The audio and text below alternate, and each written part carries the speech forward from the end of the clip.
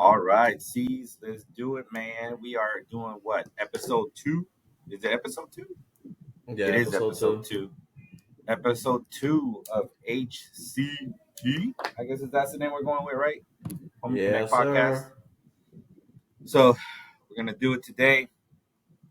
Just Caesar and I. Apparently, Saturday night is party night for the fellas. This is our party night For reals. for the dads.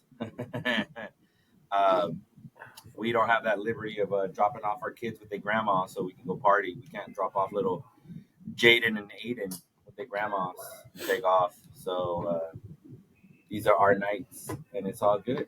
It is all good. So we're going to touch base on the NFL draft. We're going to recap our NFL draft.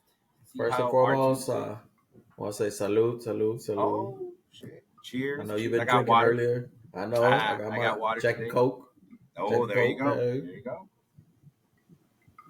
I got my sparkling water right here because I'm bougie like that. Now I had my drinks earlier, so I'm good. I gotta keep it good, or else we'll start slurring my speech while we're talking. That won't be good content. We're gonna talk about the draft. We're gonna go ahead and give our grades and cover that for a bit.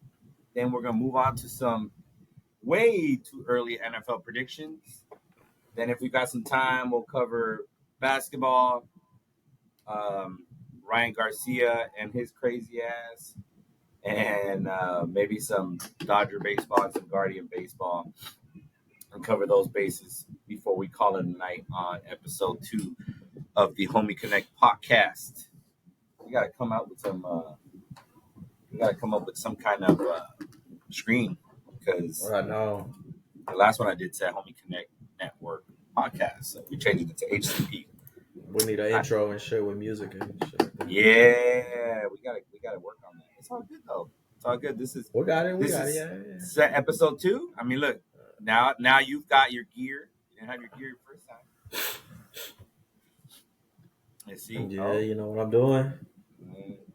Way too early, gangbang. Fuck you, asshole. All right. As you all know, they have me as Lefty in our group, so I am Lefty. Thank you for joining us for another night. And then we've got Lefty and Ceez. Go ahead and say hi to the peeps, introduce yourself, or whatever message you want to say to the peeps. What's up, people? Yeah, you know me, fucking Caesar, right here from all the way live from Palmdale, California. I'm a 49er fan, as of course you can see. I was following the draft. I'm happy with the picks. You know, we'll talk about it more.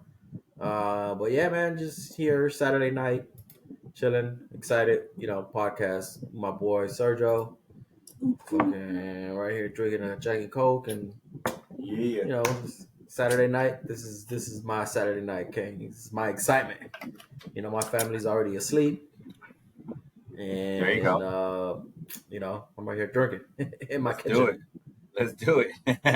That's how we started, dude. In our kitchen. Yeah, you know, in the kitchen. I'm in a guest room right now, so yeah, flag in the background. So it is all good. I might just join a drink later as we go. So we're here. I'm watching my LAFC playing on my phone. Ooh, don't get Money Mike started. I got my tablet over here with all the internet stuff I need. I got other screens open with, you know, we work on it. Ooh, multitasking. Go. Yeah, multitasking. I see you. All right, that's all good. I only got one. I only got one screen. It's okay. It is all good. Meaning, aside from the laptop. All right. Let's jump into it. Ceez, we're gonna start with you. Let's go and let's talk about your picks. I'll tell you your picks overall. All right. So you guys went Ricky Pearsall in the first round, which was what, the 31st pick overall? 31st, yeah. 31st pick overall. You got the number 9 rated receiver. Came out of what, Florida? Florida, yep. Oops, excuse me, guys. Sorry about that. That's what happens when you drink too much carbonated water. All right. Then second round, you guys went cornerback. Renardo Green. Yep. Third round, you went Dominic Booney from Kansas Mooney, yep. with the OT. Then you went, okay, all right, you know what? That's not bad value. You guys went with Cooney, who's the 14th overall offensive tackle. Yep. I don't think that's bad for the third round, especially since there was a run on offensive tackles in the Yeah. first 2 rounds. Then you went with Malik. Oh, see, when I saw this name, I thought it was pretty damn badass. I was like, oh, that's a cool ass name, Malik Mustafa. Mustafa, yeah, his last name. I was like, what the fuck? Oh, That okay, is a Mustafa. I like badass that. name, I like that Mustafa. saying. I would get a jersey just for the fuck of it. Mustafa. um, then you've got another fourth round pick. Oh, by the way, Malik Mustafa is a safety.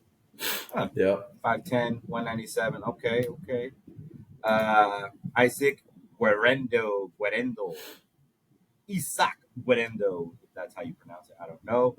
Running back, eighth rated running back. All right. Out of Louisville. Then you guys had 3, 4. You have 4. No, 3, 4 round picks, right? 3, 4 round Yeah. picks. 3-4 rounds, yep. Yeah. Then you went with receiver out of Arizona, Arizona, yeah. Jacob Cowan. Yep. Then no picks in the 5th. Oh, then you kept to Cali with a pick from USC, Jared Kingston, your offensive guard. Number 6. Oh, that was a compensatory pick. And then your last pick was Tatum Bethune out of Florida State. Okay. Have you seen? I guess I can look for it in the meantime. Like Have the draft you? grade? Yeah. Everybody's saying like it's like a B. Like a B, B plus, B minus.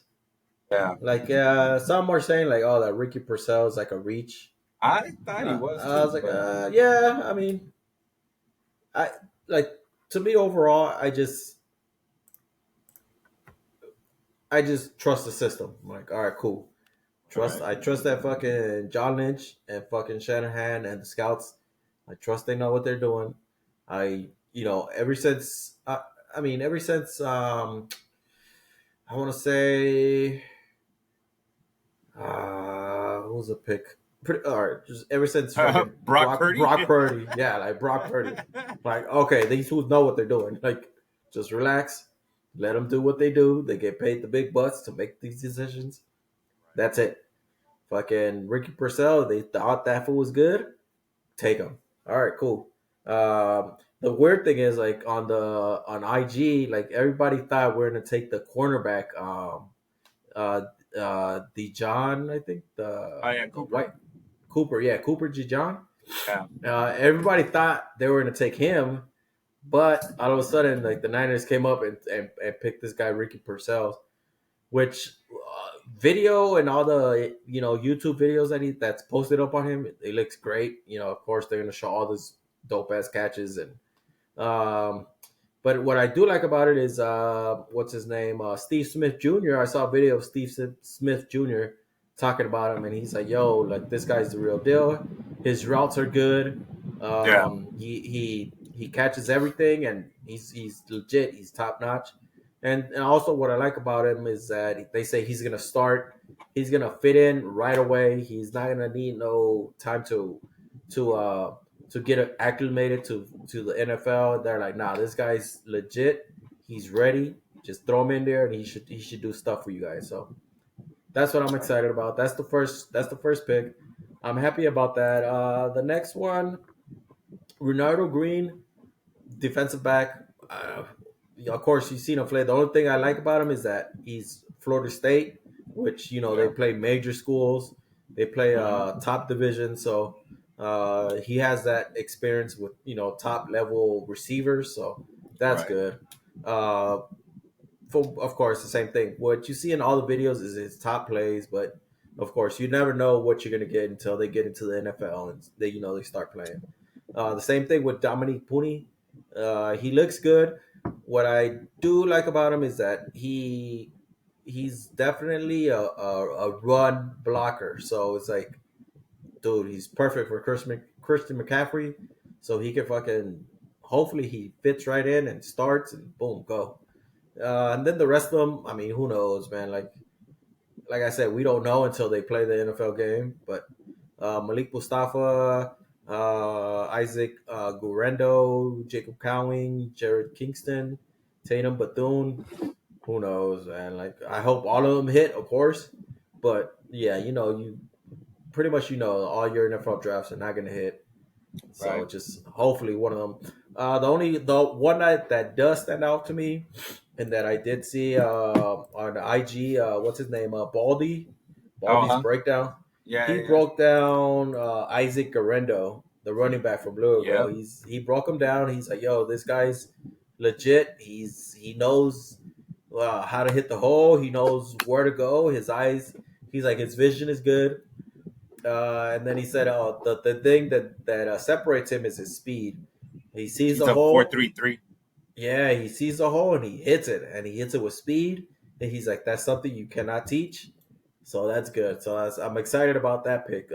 Isaac Garendo, Right. Louisville running back. So hopefully he fits in with Christian McCaffrey, and they could come up with a good combo.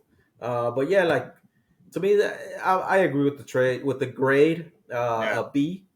Right. It's hopefully it as the year goes on, and then they what is it regrade the this draft. Hopefully the Yeah. Niners move up to an A because all these players fucking did awesome and shit. Yeah. But no, I mean I just trust the process. They pick Brock Purdy, the last pick, and look at him now. So they know what they're doing. They know what they're doing. Just let them do what they do. I'm happy. Let's go, baby. 49ers for life. Yeesh.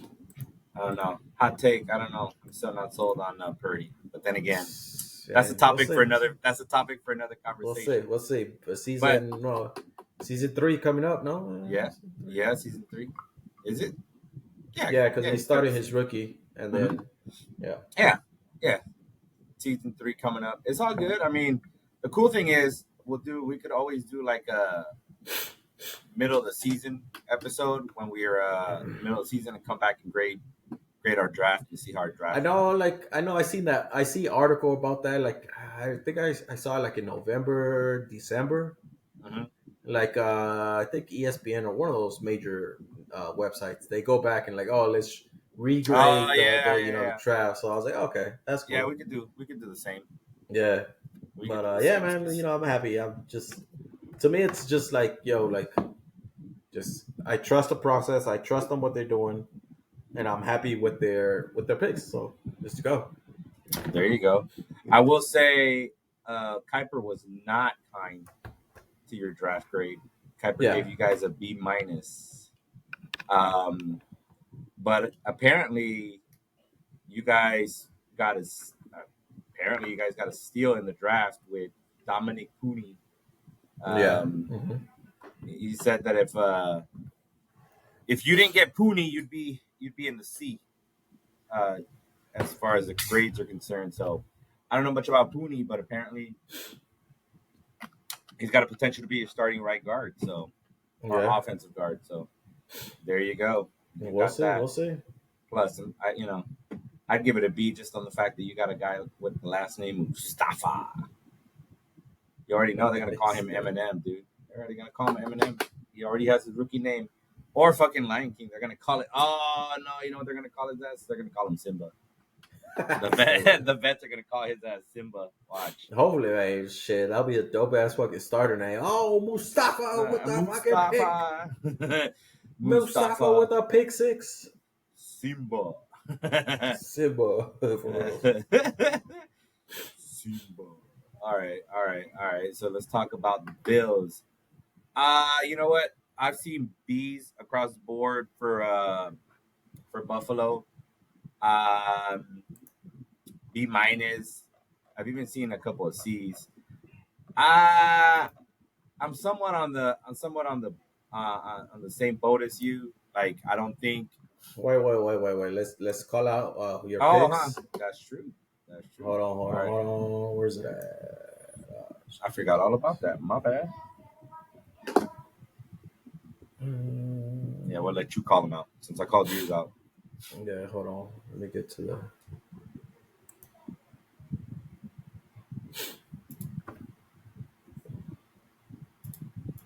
Sorry, I'm fucking late. It's all good. Oh shit.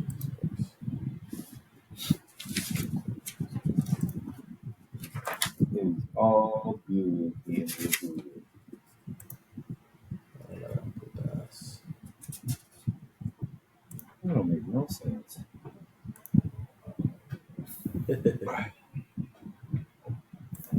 My bad.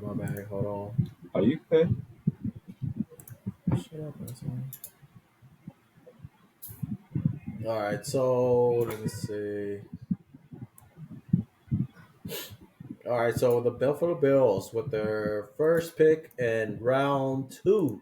Of course, Yeah. we all know they traded back, and then they traded back again. The weird part is that they traded with the Kansas City Chiefs, and that was like, yo, what the fuck are you guys doing? Quick question: wasn't that didn't the Bills trade with the Chiefs for the Chiefs to move up to get Mahomes? Yeah, man. Yeah, That, that's that's that's why. that's gonna be forever linked. That's why Forever, everybody was like, ever. "What the fuck are you guys doing?" Mhm. But yeah, like the Bills, That includes me. uh, pick 1, round 2, Keon Coleman, wide receiver, Florida State. Round 2, pick 28, Cole Bishop, from Utah. He's a safety, right? Yep. Okay. And then round 3, Dwayne Carter, defensive tackle from Duke. And then round 4, Ray Davis, running back, Kentucky. That's a good pick. I know that guy. Round 5, Cedric Van Pran Granger, Yeah. center, Georgia. Okay, Georgia. That's a good team. Round 5, Edu Fuan Oluf, Oluf, Ulufas Ulufu Ulufosios. Ulufosios Ulufosio, Yeah, Ulufosio. linebacker from Washington. Right. Okay. And then round 5, Javon Solomon is an edge rusher from Troy. Round 6, Taylor Grabble, offensive tackle from UCF. Round 6 again, Daquan Hardy, quarterback, Penn State. And round 7, Travis Kelton, offensive tackle. Doesn't say his college. So yeah, Yeah. man, what do you think about your draft? Player you like? What you gotta say? All right. Well, first we gotta address the elephant in the room, which is I don't know what the fuck Buffalo was thinking trading again to Kansas City. Man, I swear that shit better not come back and bite us in the ass because I am gonna be pissed. It's like there's already enough material for fucking KC and Buffalo went ahead and gave the world some more content. I'm like, God damn it, man. I was like, you traded what you could have traded with anyone else, but she said, no. We're gonna go with KC. Really? Um, and then we both took receivers. So that to me kind of sucks, especially that we gave them the fucking fastest receiver in the draft.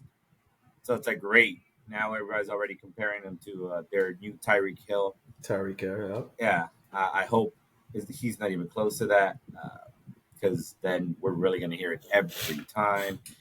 And then, of course, who else jumped in at the end? I think we traded out again, but then in the end of the round, Carolina, we no? traded out. Yeah, I think we traded out again from there.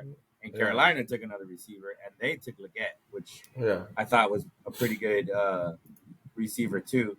And Leggett was, I want to say like the 6th rated or something like that, 6th rated receiver, I guess. But still, fucking, I don't know. I'm not a big fan of that. But like you said, I gotta trust the process. I do trust the process in that sense. We've done pretty good with our picks. I don't, we've had some good players since McDermott and Bean have been drafting. So I gotta trust the process. I do like Keon Coleman. I like the fact that he's a big receiver. He's, I don't think he's a burner, but it's one of those where they say he's got game speed. So I like that. I didn't want a small receiver, which is why I wasn't leaning towards some of the smaller ones. I did want I think I wanted what's his name? The receiver from LSU. Well, there was Neighbors. Neighbors, yeah. Yeah, that would have been nice. There was another receiver that I was looking at. Brian Thomas, no? Yeah, no, Brian Thomas is a smaller receiver, isn't he? I mean, Nah, Brian Thomas is not a smaller receiver. I thought he was. No, it wasn't him. It wasn't. Let me see. I'll tell you right now what I was looking at. No, yeah, it was Brian Thomas that I wanted because he's 6'3", 209. okay. I didn't want one of the smaller receivers, so that works. Yeah. So like I said, it works for us because Keon Coleman is 6'3", 213. So again, I don't need him to be fast. I don't think he needs to be that fast, especially in Buffalo.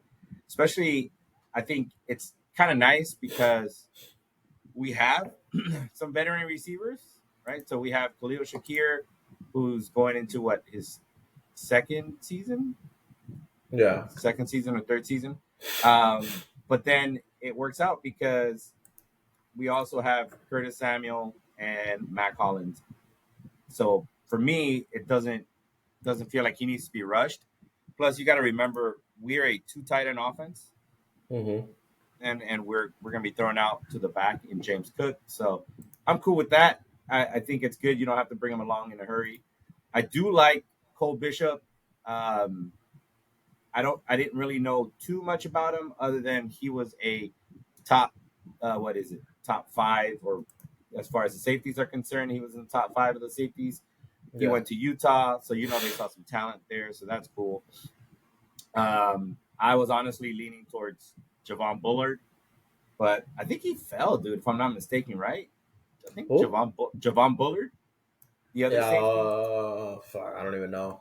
I think he fell, dude. I don't remember him getting drafted like right away. In fact, I couldn't figure out why he was falling, but that's who I had my eye on. Okay. Some people had him as the number 1 rated safety. Other people had him as the number 2 rated safety. Mel Kiper had Cole Bishop as his number 2, by the way. Okay. So that's interesting. I didn't know Kiper had Cole Bishop rated that high. So I'll take that. Let's see. Oh yeah, no, never mind. I'll take it back. Javon Bullard went in the 3rd round. Sorry, 2nd round. So he went 2 picks before. I wonder. That makes me wonder if Buffalo was looking at Javon Bullard and then Green Bay snagged them 2 picks before us. Okay. And then we settled for Cole Bishop. I mean, who knows? I could be wrong, but that's who I wanted. But I think they like Cole Bishop's size as well.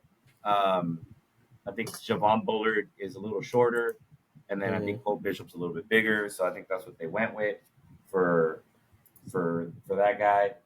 Like I said, I liked our defensive tackle rookie, Dwayne Carter. I like the way he's kind of built, and I kind of like the way his motor, he kind of reminds me of like an Ed Oliver. Like I think he'll do well with Ed Oliver. Yeah. So we'll see how he does. Again, I have a feeling we get really good stuff out of our late picks. So yeah, I think they'll do well with him. I see that he was the 11th overall defensive tackle. So that's kind of, dude, there was a run on defensive tackles. So I'm not surprised that we got the 11th overall one instead of something higher. I'm really excited about Ray Davis. I didn't really know too much about him until they drafted him. And then I started looking at his highlights. And, dude, he's 5'8", 211. But from my understanding, he runs pretty hard. And he can be a game breaker. So we'll see. And he was the number 6 rated running back. So, dude, to get the number 6 rated running back in the 4th round at the end of the 4th round, pretty much towards the end of the 4th round, I think that's pretty good. I have no idea about the other guys in the late rounds. If I had to look at some of their stuff, I was impressed with the center. Because we got him in the 5th round, and apparently he's the 4th rated center. So listen, if you can get the 4th rated center in the 5th round, and he's a center that played in Georgia, so they saw some talent there. I'm all right with that. Okay. I will definitely take that. And then after that, the guys there, they all they didn't look too bad. The linebacker from Washington, again, another 5th round pick. He's the 8th rated linebacker. Yeah. We'll see. I did see him play only because he's at Washington, so he's a Pac-12 guy. Us being a Bruin household, I was looking at the games. So I saw his name come up. So I'm not too worried about him. I mean, hopefully for us, especially on defense, they love to draft defensive players that are going to be able to produce in special teams right away. Okay. So they might not see the field, but the only way they definitely see the field is on special teams.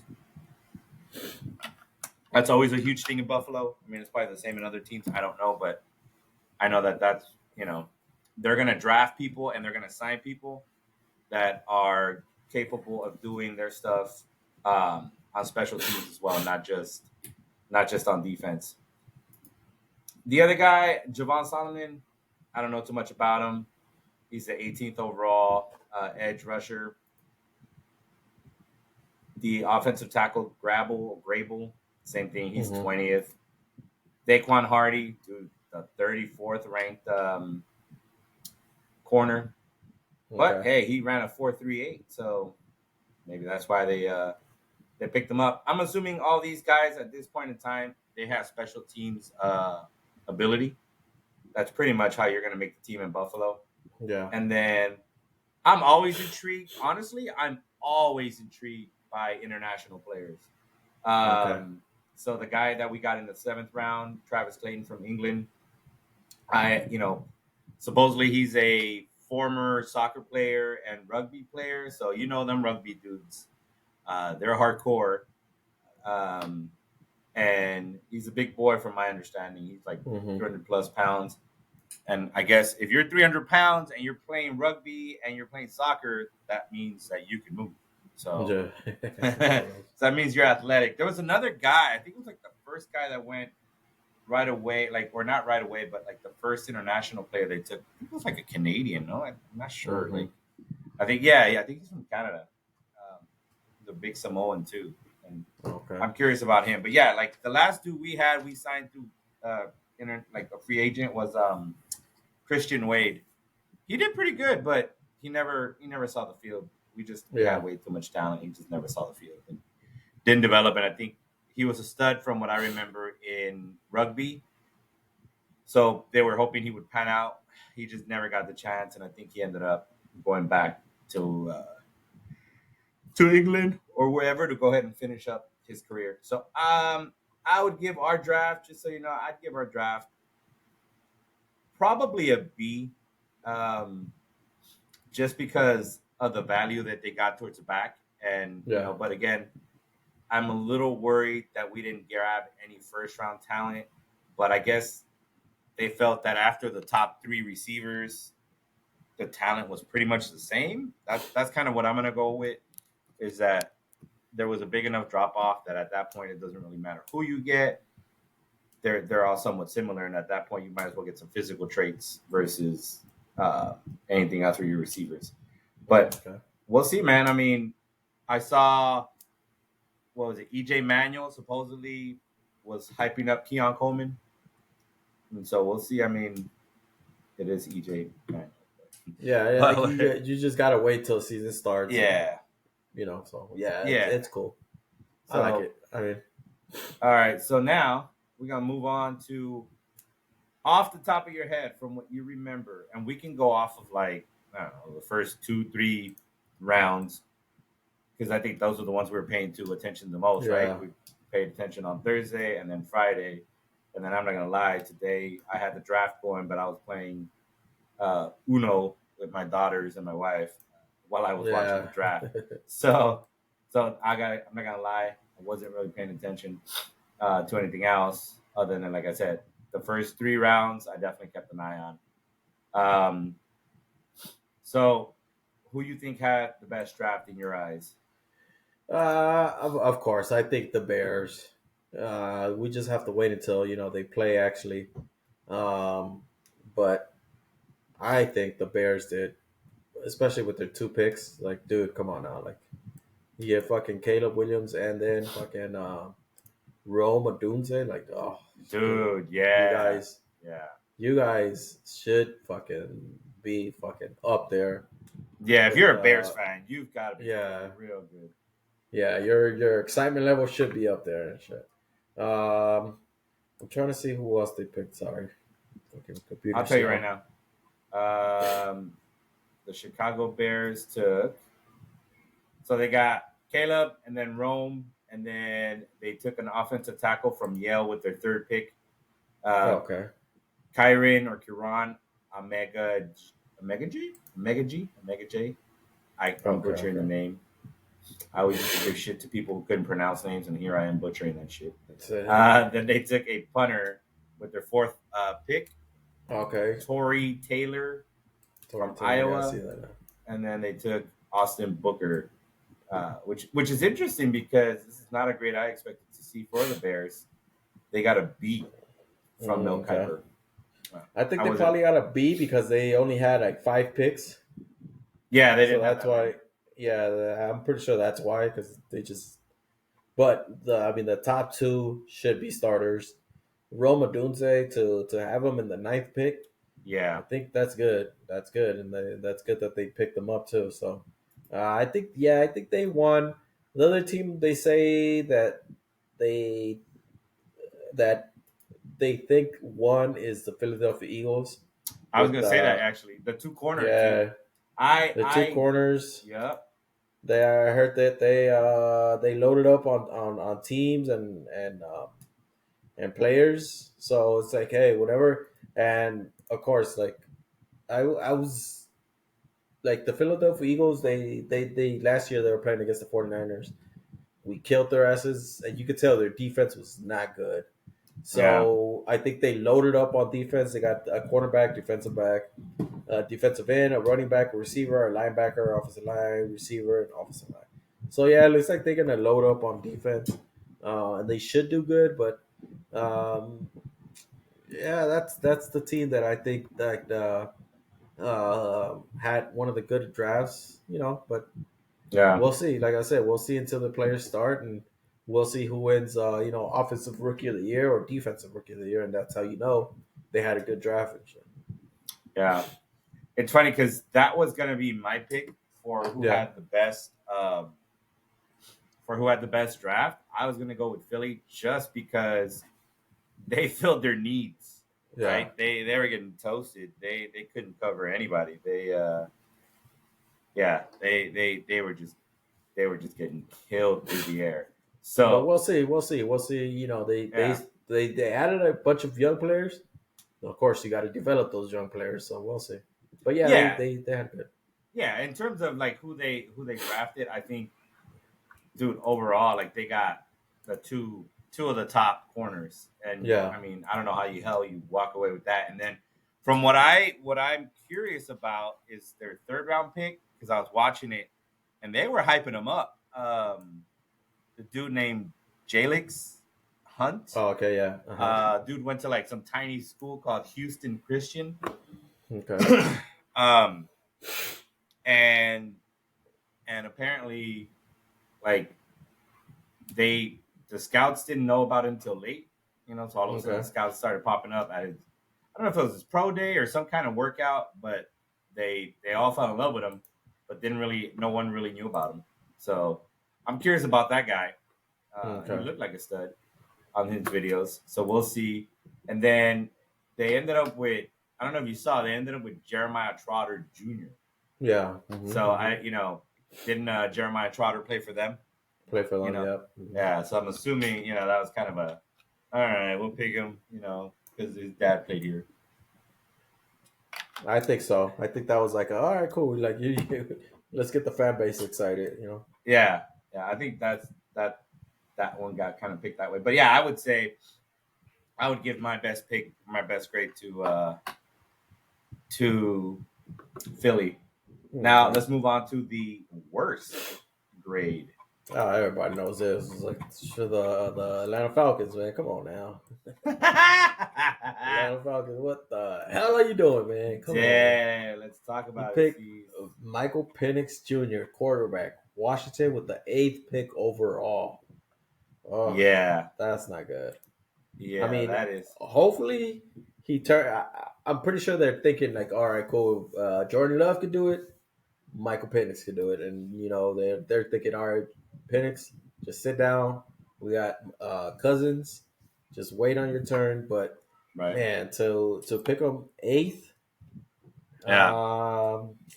Let's see. After that, you could have got Roma Donze, JJ McCarthy, of course, Brock Bowers, a bunch of offensive tackles, Byron Murphy, defensive tackle, Dallas Turner, edge rusher. I mean, who knows all these players are going to do, but I think one of them are going to hit faster than Michael Penix Jr. Yeah. And I don't know. To have him, I don't know, like that whole subject of like, you drafting a player to sit on your bench. I'm Yeah. pretty sure that doesn't, go well with a bunch of players on your team. It's like, how the hell? Like, Yeah. I'm sure it didn't go well in Green Bay with Jordan Love, but I guess now they love him. I'm still not sold on Jordan Love. I think he's all right. But Penix, I mean, in Washington, he was good. But he, of course, like I said, I looked up on him. He's 23 years old. By the time he starts the season, he's going to be 24. He's injury prone. He's had 2 major surgeries on his knees. And he's going to join the NFL to sit on the bench and wait on Kirk Cousins to either not do good or just wait, because I saw Kirk Cousins also. He signed the 4-year, $180 million contract. I think so. And so I was hearing their conversation about him, and he's like, the first 2 seasons, so this season coming up and next season coming up, are guaranteed. Yeah. The third season, that's an option that either team could like go away from each other, or so then they think that's where Michael Penix could come in. But still, it's like I'm pretty sure the Atlanta Falcons had a major need at defense, and they could have gotten or an offensive lineman. And they could have gotten a pretty good offensive lineman with that 8th overall pick. But they went Penix. Hopefully, the GM was right, but man, he was like in the draft room. He's like, whoo, with the owner right there. He's like, oh yeah, dude. I was looking at it. You know what? The quarterbacks are about this even. After Caleb, Jaden, and after that, there's no big difference. We're and just Arthur, physical, intangibles.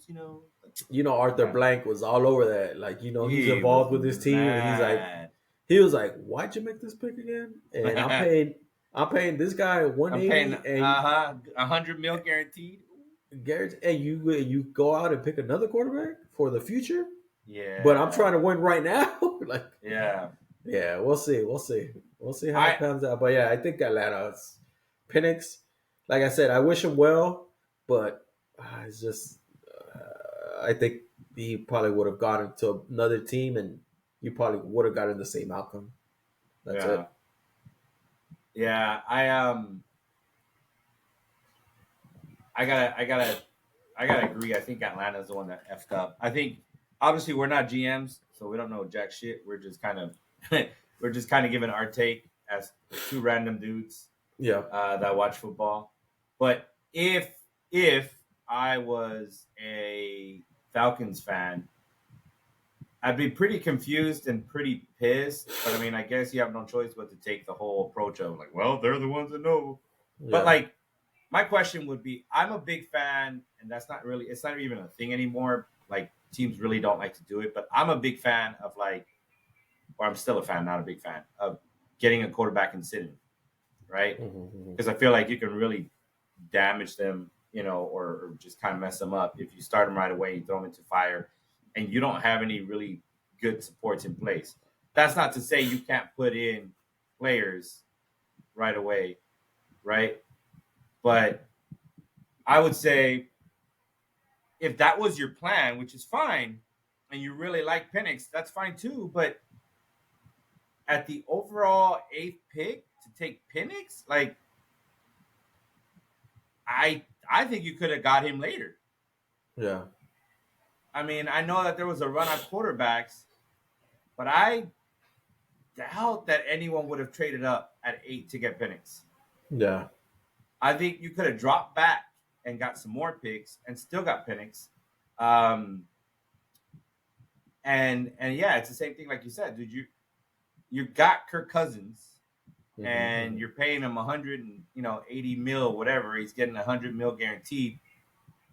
For what? Like if you were gonna sit your quarterback, then what is the point though of getting him at 8 when you could have?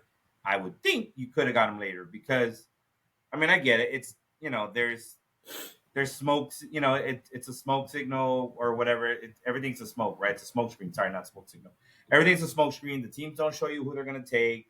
They hype up someone else and they take someone else, just so that teams can think they're gonna take a different player and there's no interest in them.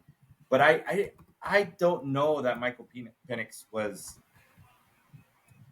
looked at in the eighth. I don't think he was looked at in the top 10. I mean, who Mm-hmm. were the quarterbacks that went in in the top 10? Right, you've got Caleb, you got Jaden, you got Drake, and then you got JJ McCarthy, who went at 10. Bo Nix went at 12. I mean, dude, you could have dropped down to 11th, picked Yeah. something up, and still have taken Penix, which still would have been surprising for a lot of people. Um, I don't know. I'd be upset if I was a Falcons fan. Yeah. For sure. Supposedly, Ruke or Rook Ororo supposed to Yeah. be pretty good. Yeah. Okay. I never heard of that dude, but he's supposed to be pretty Yeah. good. Hopefully, I mean, like Um, I said, if you do your homework, they should know what you're doing. So if he comes out as a beast, that team did their homework, and congratulations, man. You just say salute, did a good job, keep doing it. Shit. mhm. Yeah. Um, yeah, but other than that, yeah, I think Atlanta definitely took a weird pick with that one. And then all the memes were hilarious already, dude. The Uh, internet, the internet stays undefeated. There's the one with the dog that the dog's all freaked out. He's like, "Arr!" The one with where it says it's like Atlanta drafts another left-handed black quarterback. yeah, Michael All the Penix. dogs, yeah. Yep. All the dogs are now freaking out in Atlanta. I was like, It's just stupid. yeah, that was pretty hilarious. So we'll see, but we'll see, man. But that's that. All right, so then we've got who we got our worst. Are you surprised? Were you surprised by anyone to see where they went aside from Penix. Michael Penix taking the No, overall eighth just pick? I mean, surprise, no. That after 1 year, I do want to see like how all these receivers, pan out, and go back and like see, all right, this team make the correct pick. This team, messed up with their receivers, you know. Yeah, And then of course the quarterbacks is like same thing. It's like we'll just see who made the right pick, who's surprised, and who should have waited or who should have dropped it. It'll be funny yeah, to see if some like third, fourth, fifth round quarterback becomes a starter and fucking lights up the league, and you got this yeah. first round picks where like six quarterbacks went, and like none of these fools can fucking perform well and shit. So So yeah, that's the only surprise. Like we'll see who made the the correct pick um, between the quarterbacks and the receivers. And yeah, just surprise. Just Michael Penix is like, what the fuck? Like yeah, Yeah. All right. I got one for you. I'll take a different spin on this. yeah, So when I look at the draft, and I know we're gonna piss off some people, especially in the homie league, is I'm always looking to see how the Raiders are gonna fuck it up. yeah. Okay. See what pick the Raiders are gonna pull out of their ass. Like Clennon, Farrell, and all these other fucking people that they take in the first round. You're like, who? What? Why? But remember, I told you in our phone calls, I told you that I have Brock Bowers dropping big Yeah. time. And I sure as shit did not expect the Raiders to take Brock Bowers. Okay. It's like, dude, you drafted Michael Mayer last year. Oh, okay. Yeah. You drafted him. Was he a first? I don't know if he was a first round tight end, but they drafted Mayer. Yeah, I forgot about that, Mary. Yep. So my question then becomes, like, you drafted a tight end last year, and then you drafted a tight end this year. Like, why? When you had more talent there, I guess that's where I'm confused. You have way Mm-hmm. more talent there. I get that he was the number one rated tight end, but dude, you needed corners. You need offensive line. Obviously, you need a quarterback, but you weren't going to get one at that point. Yeah. Atlanta fucked you over because I'm sure they probably would have been looking at Penix Yeah. at that point. Penix. Yep. But I mean, I don't know, dude. I was tripping. I was like, really? You fucking took Brock Bowers? That's kind of The only defense to that is they probably go, two tight end personnel most of the time. They'll go now with two tight end sets yeah. next year. But yeah, maybe they'll go like that. But yeah, I forgot about Michael Myers, Mayer. Sorry, Yeah. Michael like Myers, he might kill people, you know. like I forgot about that dude. And yeah, you're right. Like, why would you draft another fucking tight end when you have a good one already? But you never know. Yeah. They might go with the two tight end set. So yeah, it is surprising though. Yeah. I mean, I don't know. And then, are you really going to be able to run a two tight end set when it's like you do have some decent receivers? You got Devontae Adams, you've got Yeah, Jacoby Myers, which I like. I like Jacoby Myers. yeah, I'm a fan of true. Jacoby Myers. But I don't know, dude. I thought you could have helped your offense or your defense. Because I don't think they have anything special or any depth in as far as their corners are concerned. So that was my surprise. I was genuinely surprised because, well, I think when we were talking, right? Were we still on the phone? Maybe we weren't on the phone anymore for the 13th. But I did not have them taking a tight end. I had them taking a corner. I was like, oh, for sure these guys are going to take a corner. But it's crazy because they didn't take. Let me go look at their stuff. They didn't take any defense until the fourth round. Yeah, So I guess they feel comfortable with that. They did go offensive line on back-to-back picks with their second and third round. So I mean, I guess that helps, but still, I guess they want to give who's their quarterback now. It's going to be a battle between O'Connell and yeah. No, it's not Jimmy G. no. Some Minshew. probably. Minshew. Oh, Gardner that's right. Minshew. They do got Gardner Minshew. Oh yeah. That is interesting. I feel like Minshew's good for a couple of games, and then he kind of just tapers off. All right, so that's that, and then familiar names. Who's a name that you remember that you want to see where that dude might have gone, or if he went? Brendan Rice went where? Brendan Rice went to. Didn't Brendan Rice go to? I forgot. I'll tell you right now. I'll tell you right now. Brandon Rice. He went to the Chargers. Oh, that's right. The Chargers. He came here to LA. That's why I said. Yeah, Yeah, yeah, yeah. So he stays in yeah. No, LA. like, I mean, big names or names, familiar names. Uh, yeah, that's the only one because I have a feeling like the Niners were looking at him because Jerry Rice, of course. But yeah, he Yeah, goes to the Chargers, so just yeah, I trust that they're like, nah, we don't need him, so it's cool. But yeah. yeah, we'll see, we'll see. Other than that, I saw. Let me see. I know Travis Hunter from Florida State quarterback. He was every time I saw him in college, I always liked him. Yeah, I was like, oh shit, this dude knows how to play and shit like that. But yeah. I think he went. Where the fuck did he go? No, Travis Hunter. He didn't get drafted. Oh, he did it. So he probably Are you talking about? You're not talking about. the quarterback for Florida State. Oh, you mean Jordan Travis? Jordan Travis. Sorry. Damn. I was gonna say I don't see Travis Hunter here. Yeah, yeah. Jordan Travis. He's kind of small though, 6'1". Yeah. Where did he go? He went to the Jets. The Jets. Yeah. I mean, I like him. Every time I saw him play, I was like, oh shit. And while I was looking at the draft and going through it with my phone or checking it up on the computer, it's like, oh shit, I saw that name, Jordan Travis. I was like, oh, okay, that's cool. That's a good pick going to Yeah, Aaron Rodgers. yeah. Well, I mean, Uh, I could see the Jets kind of bringing in, uh, having them come in and do some plays where almost kind of like what the Saints do, right?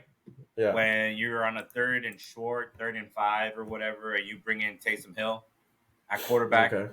It's like, well, what are you going to do? Are you going to run the ball or are you going to throw it? Which Yeah. he can do both, right? Because if I'm not mistaken, the kid's a dual threat. So because he's a dual threat, I feel like um, that's kind of what they'll do with him, which is Okay. not bad. I mean, it's a nice way to bring them along, Yeah.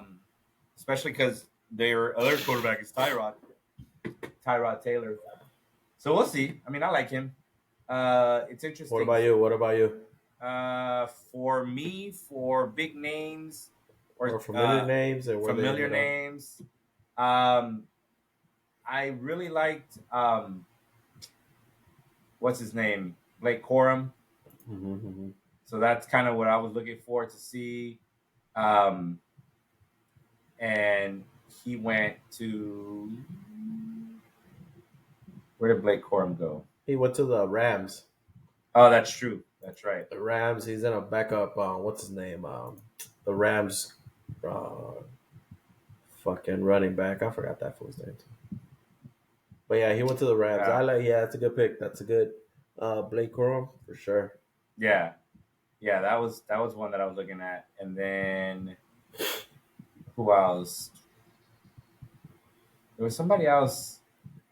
I was surprised that you told me that Frank Gore Jr. didn't get Yeah. drafted. I was surprised. I was like, damn, really? Okay. Yep. I was like, I didn't expect to see that. But he signed with Buffalo, so hey, we'll see how that goes. The other guy that I was keeping an eye out for UCLA Bruins, and so I was Okay. surprised that the running back wasn't drafted from UCLA. I thought he'd get picked like in the 7th round or something. What's his Um, name? Carson Steele. Oh, okay. He's a big back. He's 6'1", 225. So I thought like, you know what, somebody will take a fire on him. I'm assuming he probably signed somewhere already. Yeah, he probably did. He has Yeah, to. I'm assuming he signed somewhere already as far as an undrafted free agent. Um, Other than that, I mean, those were really some of the names. Brendan Rice, I was curious to see where he would go. So that was kind of cool that he gets to stay in LA. Yeah. Luke McCaffrey, is that Mm. is that is that a McCaffrey in terms of like? Yeah. His brother. Uh-huh. Oh, Mhm. really? That's Yep. hilarious. Okay. Well, yeah. When I saw that name, I was like, oh, is that his brother, but I guess. Yeah, he went to Washington, I believe. Uh, yes, Commanders. Oh, yeah. Yeah, he went to the Commanders. Um, yeah, that was it really. I mean, nothing else really surprised me other than that. That's what I was looking for. And then big names that didn't get drafted. Well, like I said, Frank Gore Jr. was one of them for me. I don't know about Yeah. you if you had any other ones that you were surprised didn't get drafted. That didn't get drafted. No, just like you said, Frank Gore Jr. You know what? There's a bunch of players that didn't get drafted, so it's like it's hard to follow who and who. But I know Frank Gore Jr. because he's Frank Gore's son, who used to play for the Niners. So that's why I was like, oh shit, Frank Gore Jr. signs with the Bills. I was like, that's crazy. That's cool. Mm-hmm. Oh, you know But what? yeah, Did Tua's little brother come out? it did. I'm not sure. No, did he? They were hyping him think- up in weren't they the commercial? Are you my dream mate instead of teammate? Oh no, I don't know. Yeah, dude. I mean, I could be wrong. I thought he was coming out. Yeah, it's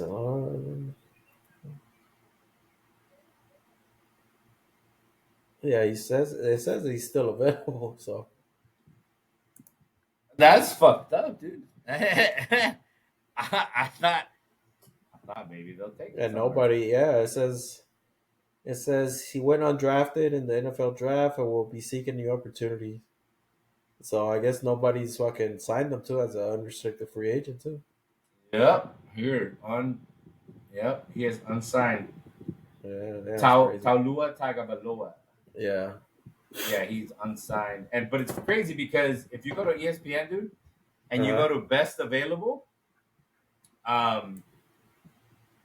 which is interesting because I expected these guys to get drafted. Slovis, okay, he's the number 9 rated quarterback. Hartman, same thing. I expected Hartman to get drafted. Okay. But I do there's seven quarterbacks best available, and what's his name's not on there. Tagovailoa, he's not on there. That's crazy. Jake Plummer's son. Yeah, true. He didn't get drafted. He's a big boy, 6'5", 215. He's pretty tall but pretty skinny. So, I wonder if he's just like a pocket passer. Yeah, Which we know that's not can't going to run work and out. shit. Yeah, he's not going to do much. Running backs, there wasn't any that were standing out aside from, like I said, Frank Gore Jr. and Yeah. the Bruin that I was keeping an eye on. Receivers, dude, they all pretty much went, right? I don't see any that I wasn't familiar with that hadn't get drafted. No fullbacks were drafted this year. No, for real, damn. No fullbacks. Well, I think it's a dying position, right? From my understanding. Yeah, probably. The guards, dude, there's a lot of guards. I guess that it was a weak class for guards, I guess. Yeah, no, there's no names on there. Wasn't Leonard Taylor? That was a name I was hearing a lot for the defensive tackles. He didn't get drafted. That was the name I was hearing really? a lot. Yeah, I don't know why though. He didn't get drafted. There's a Curtis Jacobs, a linebacker for Penn State. Do you know why he didn't get drafted? No. Dude's a 7th rated linebacker. He probably got some legal shit going on there. Yeah. Probably, dude. Probably. That's how you know. You're a 7th rated linebacker and you didn't get drafted? Damn, that's crazy. That tells you something right there. Corners, yeah, there's nothing there. No corners there. UCLA's got a corner that didn't get drafted either. Safeties. Same thing with safeties. I don't really see anybody out there that I was expecting to get drafted. Yep, no, that's it. I ain't got nothing else. All right, so let's move on to the next topic we got here, and that is, oh shit, drum roll, way too early NFL predictions. Let's get it, my guy. No. No? Yeah. What rookies do Familiar? you think? Oh yeah, that's right. I fucked up. What Yeah, rookies do you think will have a impact on fantasy football? yeah. My bad. All right, I all right, started all right. wrong script.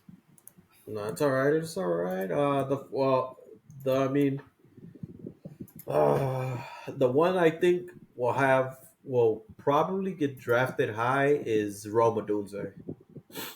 I think he'll be the first rookie drafted.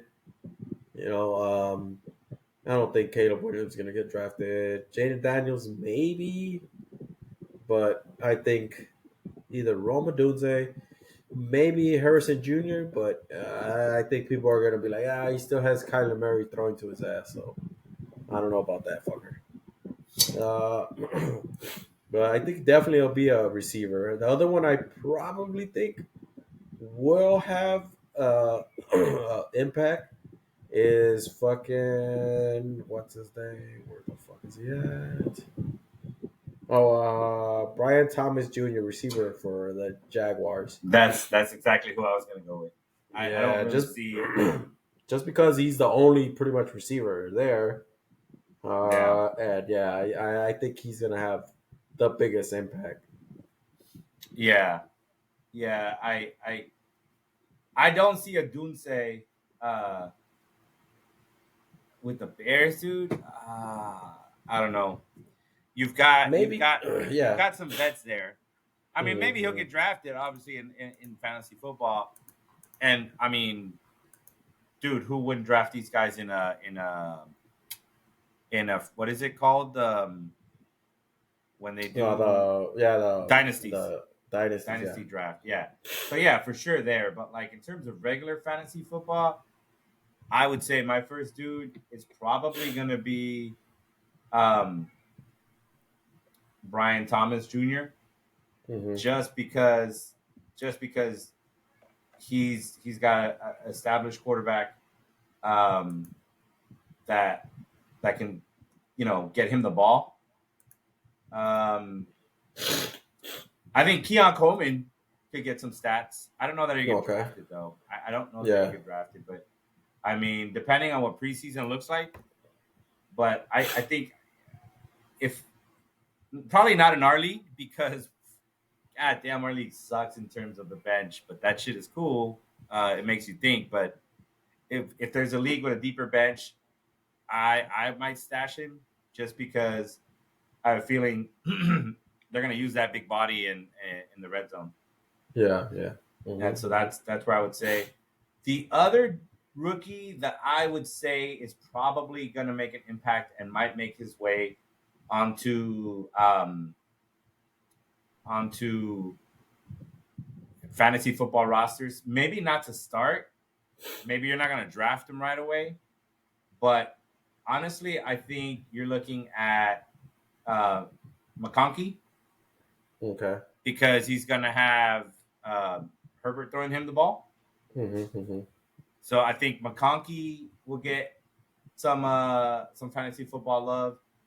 Again, I don't think these are guys you're gonna draft. I think these are guys you're gonna fucking pick up from the waiver wire. You're gonna keep an eye on. I know I will. Yeah. And then the other guy that I would keep an eye on would be Jonathan Brooks, the Okay. running back that went to Carolina. In the Low key, second round, yeah. low key, you've got Adonai Mitchell or Adonai Mitchell. He went Hmm. to Indy, and if the quarterback's not going to run as much and he's actually going to throw, they might throw him the ball. Okay. And like I said, the other guy that I would probably keep an eye on would probably be Keon Coleman. Hmm. Um, that's who I would kind of keep an eye on. But you can't, you know what? You also can't dismiss. I'm going to dismiss Leggett going over to Leggett going over to Carolina. I don't think Leggett's gonna see any fantasy time. Unfortunately, God, and this bugs the shit out of me to say it, is I think another dude you're gonna want to keep your eye on is Worthy. Okay, yeah. which fucking sucks. But I think if you're looking at somebody to get some play time again, I don't think it's anybody you draft. I think if anybody you draft, it's probably Brian Thomas. Mm-hmm. Obviously, somebody's going to draft Marvin Harrison. Yeah. I like him too, and if I got nothing else, I might take him with a late pick. But I can't stand fucking Kyler Murray. Mm-hmm. I think it, I'm not sold on him. Yeah. No. So I think it's like, damn, you got Marvin Harrison Jr. You got a hell of a talent, but they're gonna waste his career like they did Larry Fitzgerald. Yep. So yeah, same. I don't trust fucking the quarterback because he's all right, but it's just his height, his stature. He could run, but of course he's gonna get hit, and as soon as he gets hit, he's injured, and there you go. So yeah. yeah, the other one I was thinking of that we also brought up earlier was Brock Bowers. I think he Oh, could okay. have an impact, like a player that you keep an eye on also, because like you said, like maybe he's not gonna get drafted, but he's still from what he showed on his tape in college, like he's a hell of a player. He'll fucking catch the ball and run it. Yeah. And there's not that many tight ends that you could be like, yo, I'm gonna draft this guy and like, keep him. But I Yeah. think he's gonna be one of them that you keep an eye on and like, all right, fuck it, let me draft his ass just to take a flyer on him. Yeah, man. But Yeah, my bad. I have to take that little tag off my damn my headset. Apparently, my ADHD was kicking in, and I was like, "Ooh, gotta pick that oh up." shit. Shit was bugging me. I was like, "Fuck that!" I don't want that on there. Yeah, I can see Brock Powers getting some time. Again, like you said, not drafted, but you pick him up on the waiver. Yeah. Yeah, I think that's it. I don't really see too many other rookies, right? Like unless Nah, like I said, the only one is just Brian Thomas because he has a good quarterback throwing to him, and they lost the receiver. They lost the receiver to a big Rid- contract. So Ridley. yeah, Calvin Ridley. Yeah, they lost Yeah, him. they lost So Ridley. Brian Thomas should go in there and fucking be a top receiver in their team. Yeah. But we'll see. We'll see. And the only reason why I didn't say Odunze is because the weather in Chicago is shitty.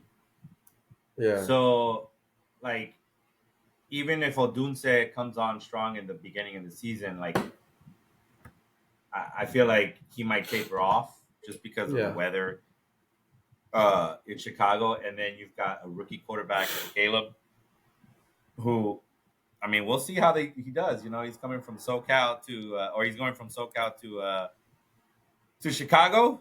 Those Mm-hmm. winters are brutal, but we'll see. I mean, hey, California boys can play in the cold too, right? Josh Yeah. Allen's a California boy, but Josh Allen did go to Wyoming Yeah. for a True. couple of years, so he got used to that cold. All right. So that's what we got. I don't think there's anyone in the third round that went. No, I think I think the ones that are gonna have fantasy impact, they're gonna be first rounders because No, the that's second what. rounders. Yeah, true. That's what I'm saying. Because Brooks went in the second round. Okay, Keon yeah. Coleman's a second rounder. Who were the other people I gave you? I gave you a couple. I gave you Keon. Oh, McConkey. McConkey's the second round. McConkey. Yeah, I think McConkey will probably get some looks better than the rest. Yeah, I think they'll have that. But other than that, yeah, they're talking a lot. I mean, dude, defense dominated the second round. Yeah. There's not a lot there. Holy crap! Looking at that, it's just crazy. Who's the running back for Arizona? They drafted the kid. They from Florida drafted. Fuck, I don't even know. Connor. Oh, all right. Yeah, John Connors, their Yeah, is their James running Conner. back. Yeah, James Conner. James Conner, sorry. Yeah. All right. That's Trey interesting. Benson, Florida Yeah. State. Yeah, they drafted Benson. That's interesting. Oh, okay. All right. All right. I mean, I don't know. Unless I don't see Benson getting a lot of airtime or playtime. Yeah. But like I said, because I really like Connor anyways. Oh, okay. Yeah, I like Connor too, man. He's a fucking beast and shit. Yeah. He's a beast in the arena. All right. So then let's move on to our way too early NFL predictions then. And I'll let you start, but I'll read off to you the division champs, and then I'll let you start in whatever division you want. So, or the division champs. So in the AFC East, you have Buffalo, um, in a tiebreaker with Miami. Then Baltimore obviously took their division in the North. In the South, it was Houston. In the West, it was obviously the Chiefs. Then NFC East, you had the Cowboys. Then you've got the Lions with their first division in a really long time, or their first ever. I don't remember, but it was fantastic to see that for sure. Tampa Bay took the South in the NFC, and then your gangbang 49ers took the West. Yeah. So I'll let you start with who you think is taking your division or the divisions in whatever order. And if you need me to tell you a team, I'll tell you a team. No, I got it right here in front of me. No, for me, like of course, I'll start in NFC West. I think Niners are taking that shit. The Rams, they should be coming up, of course, with their their offense, but their defense took a hit. So if they could fix their defense, then they got a shot. But nah, I don't think Seattle or the Cardinals are going to challenge the 49ers for that division. So the 49ers should have that division. Moving on to the NFC South. It's Carolina. No, they're not gonna win it. Atlanta Falcons. They should move up with Kirk Cousins. They should battle the Saints and the Buccaneers. The Buccaneers are coming back with what's his name, fucking Baker Mayfield. So, I think the Buccaneers should win it again, but the teams are getting better. The Falcons are getting better. The Saints are getting better. So that could switch. Yeah. And then moving up to the NFC South, the Lions. The Lions should win it again. They have a legit team. The Packers, they're moving up, but the Packers, like I said, I don't trust Jordan Love that much yet. Yeah. And I know the Packers, they lost Aaron Jones, but they did pick up another running back. But it's going to be the same team. And then, of course, the Vikings, no, they don't have a quarterback except J.J. McCarthy. And then the Bears. The Bears, you never know with a fucking rookie quarterback, and they should do good, but I don't think it'll be enough to take over the Detroit Lions for the champion, as the division champion. Yeah. And then moving up to the NFC East, the Cowboys, Eagles, definitely not the Giants, definitely not the Commanders. So it should be between the Cowboys and the Eagles. So who are you taking? I will take the Cowboys because I think they're better. They're the same team. They're pretty much the same team from last season. The only thing that concerns me with the Cowboys is the running back.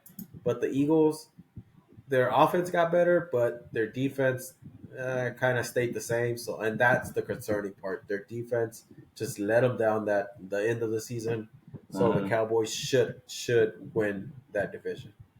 Yeah. Then moving up to AFC West, it should be KC. I don't think the Raiders, Broncos, the Chargers maybe should contend with them because they have a good quarterback and they have a brand new coach, which is Harbaugh. Yeah. But it should still be the Chiefs taking that division. It should. We'll see what happens with all the shit that goes on. Okay, so you got the Chiefs in the West, right? Yeah. All right. And then AFC South. Oh, of course, it should be the Texans. They still got the same team. The only problem with the Texans is they got their target on their backs now. Teams are going to be shooting for them. They're going to, suit up for them. And the next team that should contend with them is the Jaguars. This is probably make or break season for Trevor Lawrence. Like, dude, you got to get us, to the division. Yeah. Like, what's up? Definitely not the Colts. They still got a quarterback, a second-year quarterback that's coming back, and then the Titans, they have another second-year quarterback, but their offense is a little sketchy because they don't have a fucking King Henry anymore running the ball, so we'll see where they go. But the Texans should win that division again, Yeah. because they got the same team, and you hope for your quarterback does the same thing. Moving on to the AFC North, it should be the Ravens. When you got Lamar Jackson as your quarterback, you should win your division. The only ones that probably contend is the Bengals if they stay healthy. If Joe Burrow stays healthy, they have a legit shot to take over that division again. They still got some good receivers. They still got a pretty good defense. They just got to get healthy. That's it. But the Ravens should still be the division winners because of Lamar Jackson, MVP type player. You got to win that division. And moving on to the AFC East, Bills, Dolphins, Jets, Patriots. Definitely at the Patriots. The Jets, maybe not. Aaron Rodgers is getting old. He's coming off an injury. I don't see it. The Dolphins, they're the same old Dolphins. Like, they're good. You just don't trust Tua. Tua's good, but not good enough. They still got some good players, but we'll see what happens with their defense. And the Bills, same thing. You still got Josh Allen. The only concerning part is they lost a receiver. Hopefully, this receiver Two that's coming receivers. in, two We receivers. we lost Davis and Diggs. Hopefully, they bring in some good receivers coming in, but and they lost a shitload of defensive players. So who knows what the fuck is going on? But the Bills should win it because they have Josh Johnson, who is the best quarterback in the division. You mean Allen? Allen. Who did I say? Josh Johnson. Putas. Ooh, not that guy. Josh Allen is the best quarterback in the division, and he should get you over that hump with more wins over the Dolphins. But we'll see. We'll see. That's it, man. All right. I like it. All right. So on my end, all right. So let's recap right quick what you got just to be safe. Make sure I didn't fuck it up. You took your Niners for the West. Obvious homer pick. You took Tampa Bay for the South. You took Detroit for the North and Dallas for the NFC East. In the AFC, you took KC in the West. You took Houston in the South. You took Baltimore in the North. And you took Buffalo in the East. All right, so I'm going to do it the other way around. I'm going to go the other way just so I can knock out Buffalo already since it's my homer pick anyways, right? I'm going to take, obviously, Buffalo to take the East. But honestly, it's not because it's a homer pick because I'm not genuinely too convinced. And I'm not saying we're going to walk away with the division because I don't think we're going to walk away with the division. I mean, you're an injury or two away, and all of a sudden, shit changes, right? I mean, look at the Jets. So, what people forget though is that I'd be a little bit more afraid of the Jets than I would be of Miami, because what people don't realize is the big news is Buffalo lost Gabe Davis, and they lost a ton of defensive players, and they lost their two receivers, their top two receivers. We lost both of those guys, but no one remembers, no one's paying attention to everything that the Dolphins lost. The Dolphins lost a shitload of players, like a lot. And so I think that's where it's going to hurt them. And the reason why I say that too is because I don't think Tua's it. It's funny. I like to watch, I told you before the roundtable for AFC East roundtable, and I like the Miami guy, and he's hilarious, dude. But like he speaks the truth on it. I don't think Tua's the guy, and I think they lost way too much to overcome. They lost some of what they lost. Their tight end, sorry, not their tight end, their corners in Howard. Then they lost Agba, right? Mm-hmm. Mm-hmm. And they didn't end up. Their defensive coordinator left in January. They're hurting pretty bad too. Um, Yeah. they lost Christian Wilkins, right? Yep. Mm-hmm. Yeah, they He lost went to Christian the Wilkins. Raiders, I believe. Yeah, they. I mean, that's a beast. I mean, Yeah. dude, like he was a fucking Buffalo killer in himself. Just fucking Christian Wilkins always fucking getting in Josh Allen's head. So like, I think that's underrated. That Miami's lost so many players. That's the only reason why I'm saying, you know, Buffalo's going to take the division. Maybe the Jets will challenge, but I'm not sold on Aaron Rodgers. I Yeah. think Aaron Rodgers is the Ryan Garcia of the NFL. Okay. Oh, He's on some okay. shit. You know, his CTE is showing. I mean, I don't know, dude. I'm not a fan of Aaron Rodgers in terms of not his play. His play is good, but I think he's a little overcooked at this point in time. And you know, we lost receivers, but we picked up Curtis Samuel. Like you said, he's good, but when he's healthy. So Yeah. hopefully he can stay healthy. Matt Collins, I think, is underrated. I think he did pretty well after he left Miami, and I think he could do better with a quarterback. I mean, think about it. His quarterback in Miami was Tua, Mm-hmm. and then his quarterback in Oakland was uh, O'Connell. O'Connell, yeah. So I mean, come on. I mean, and the dude, he's huge. He's 6'4", bro. Yeah. So you got a big receiver there. So again, I'm taking Buffalo for the East, right? So call it a homer pick, but I like the Jets. The Jets defense scares me, but maybe Buffalo wins 11 wins again. That means that the Jets would have to overcome 4 wins, you Yeah.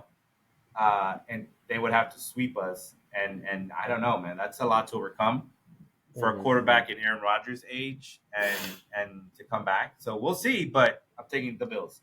Working my way down the North, I'm with you. I don't think there's much to explain there. I think the Ravens take it again. Yeah, I don't.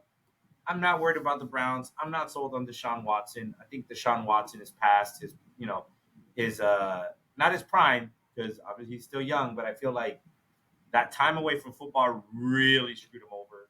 Yeah. I mean, maybe, but I don't know. I don't see it. I see Baltimore and then Cincinnati fighting for it. I'm not sold on Pittsburgh doing that again. So I think it comes down between Baltimore and Cincinnati. I think there's a lot of turmoil right now in Cincinnati with the receivers wanting to get out. So I think I'm going to give it to Baltimore on that one. So I'm with you on Baltimore. Uh, and I'm also taking, just so you guys know, I'm taking their draft picks into consideration. Yeah.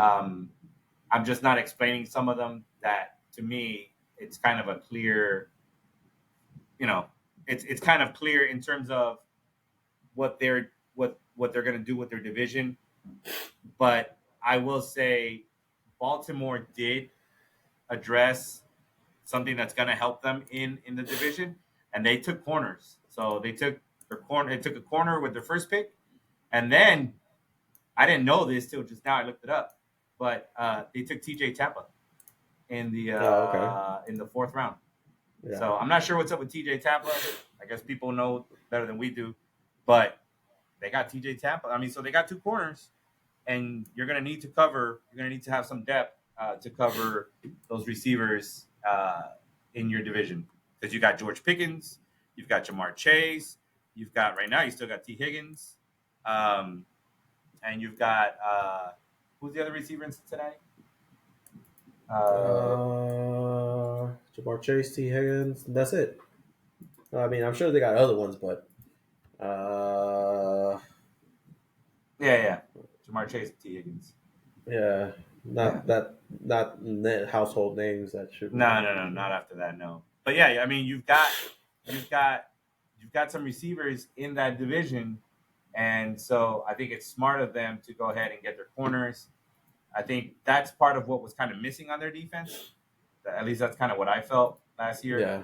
That kind of ended up hurting them on the background. And then you also have Amari Cooper that you got to worry about covering. Oh, Yeah.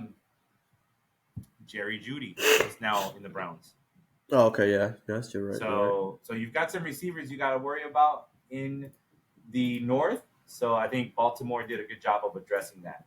Moving on down to the AFC South. All right, so here's where you and I differ. Mm-hmm. I am calling it right now with the way too early prediction. I don't think Houston repeats. Houston does not make the playoffs. That's my hot take. They don't make the playoffs. Not because they don't have a good record. It's just I think Jacksonville goes over them. I think Jacksonville leaps them. I think Stroud hits a sophomore slump. Runs into that second-year slump. Again, they figure him out, right? You've got more time. They figure him out. You figure out those receivers that they have that, kind of came out of nowhere. I get it. You added Diggs. Fantastic. But you only got one football. Yeah. And so if your quarterback is struggling, then I think you're going to struggle regardless. Doesn't matter what other talent you have. So again, I'm not shitting on Houston in terms of because they suck, they're not going to make it. No, I just think Jacksonville had an off year, and I think they're going to claim the division again. I will say Houston did pick up some help on the O-line, right? Because Stroud was getting his ass kicked too, right? Yeah. So they've got an offensive lineman with the guy from Notre Dame. So they've got him. They got Blake Fisher. So they got a little bit of help there. But I don't know. I just don't see Houston repeating. I'm going to give it to Jacksonville. I think Jacksonville got better, a lot better. I think with, like I said, Brian Thomas as a rookie, right? He's going to give you something else. They have Christian Kirk. So it's Brian Thomas and Christian Kirk. And I forgot all about this until I looked it up. And Gabe Davis. So they got some receivers. Oh, yeah. All right. So Brian Thomas doesn't have to come in and be the number 2 right away. Yeah. Remember at one point people were calling Gabe Davis a 1, a 1B. So you got Christian Kirk, you got Brian Thomas, you got Gabe Davis. That's a nice little setup for your receivers. You've got Evan Ingram in Jacksonville. I like that tight end. I like that tight end a lot, actually. And then you got one of my favorite running backs in Etienne. So, and, they still got Trevor Lawrence. They've got Mitch Morse. They picked up Mitch Morse, the center. So if Mitch Morse stays healthy, I think they're good in their center. That defense, dude. I don't think they lost a lot of talent on their defense. I could be wrong, but I don't think they lost a lot of talent on defense. And they still got their Josh Allen, which is also a beast. So I think Jacksonville seeing Stroud again for another year, I think Jacksonville will have his number. So I'm going to say Jacksonville takes the South. With Houston coming in second, but and obviously Indy and Tennessee kind of cleaning up the rest, but I'm taking Jacksonville on that one. With the West, yeah, man, as much as I want to say the Chargers, I can't say the Chargers. I don't want to say the Chiefs, but I have to. There's just way too much talent there. I do like the fact that the Chargers got Dobbins and Gus Edwards. So I do like that, but I think the lack of receivers is going to hurt them a lot. Yeah. A lot. I like Palmer as a receiver, but not as a number 1 or a number 2. Oh, shit. Commish is in the house. What's going on? Yeah, that's right, Commish. Hey, this is perfect timing. Everybody welcome Commish with that late colored people time, the brown people time. We're going to CPT, colored people time. Oh. It is all good, Commish. We're giving our thoughts on way too early um, NFL predictions. So I'll finish mine up, and then you can jump in. I'll give you a quick review as to what Caesar took, and then since you're on it, you can tell us what you think on that, and then we'll hop back to what you think about your draft if you were paying attention. So right now, Commish, I'll bring you up to date for the West. As much as I hate it, I'm having the Chiefs take the West again in the AFC. Caesar took the South. He took Houston to take the South. I'm taking Jacksonville. All right. I think Stroud goes into that sophomore slump, and Jacksonville didn't get worse; they got better. And so I think second year, I think he's going to struggle. Stroud's going to struggle, and I don't think Lawrence is going to struggle as bad as he did. And then North for the North, we both agreed Baltimore. I don't think anyone else competes with Baltimore at that point. I think Cincinnati, it's going to be the biggest threat, but I don't see it. I think that's too much to overcome for you guys. And then the East, well, obviously that was Buffalo. That was a homer pick on my end, but Caesar also chose Buffalo, so it's not a homer pick there.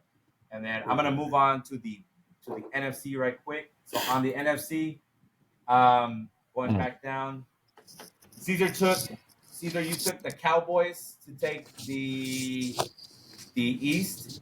Yeah. Yeah, I'm gonna have to go with.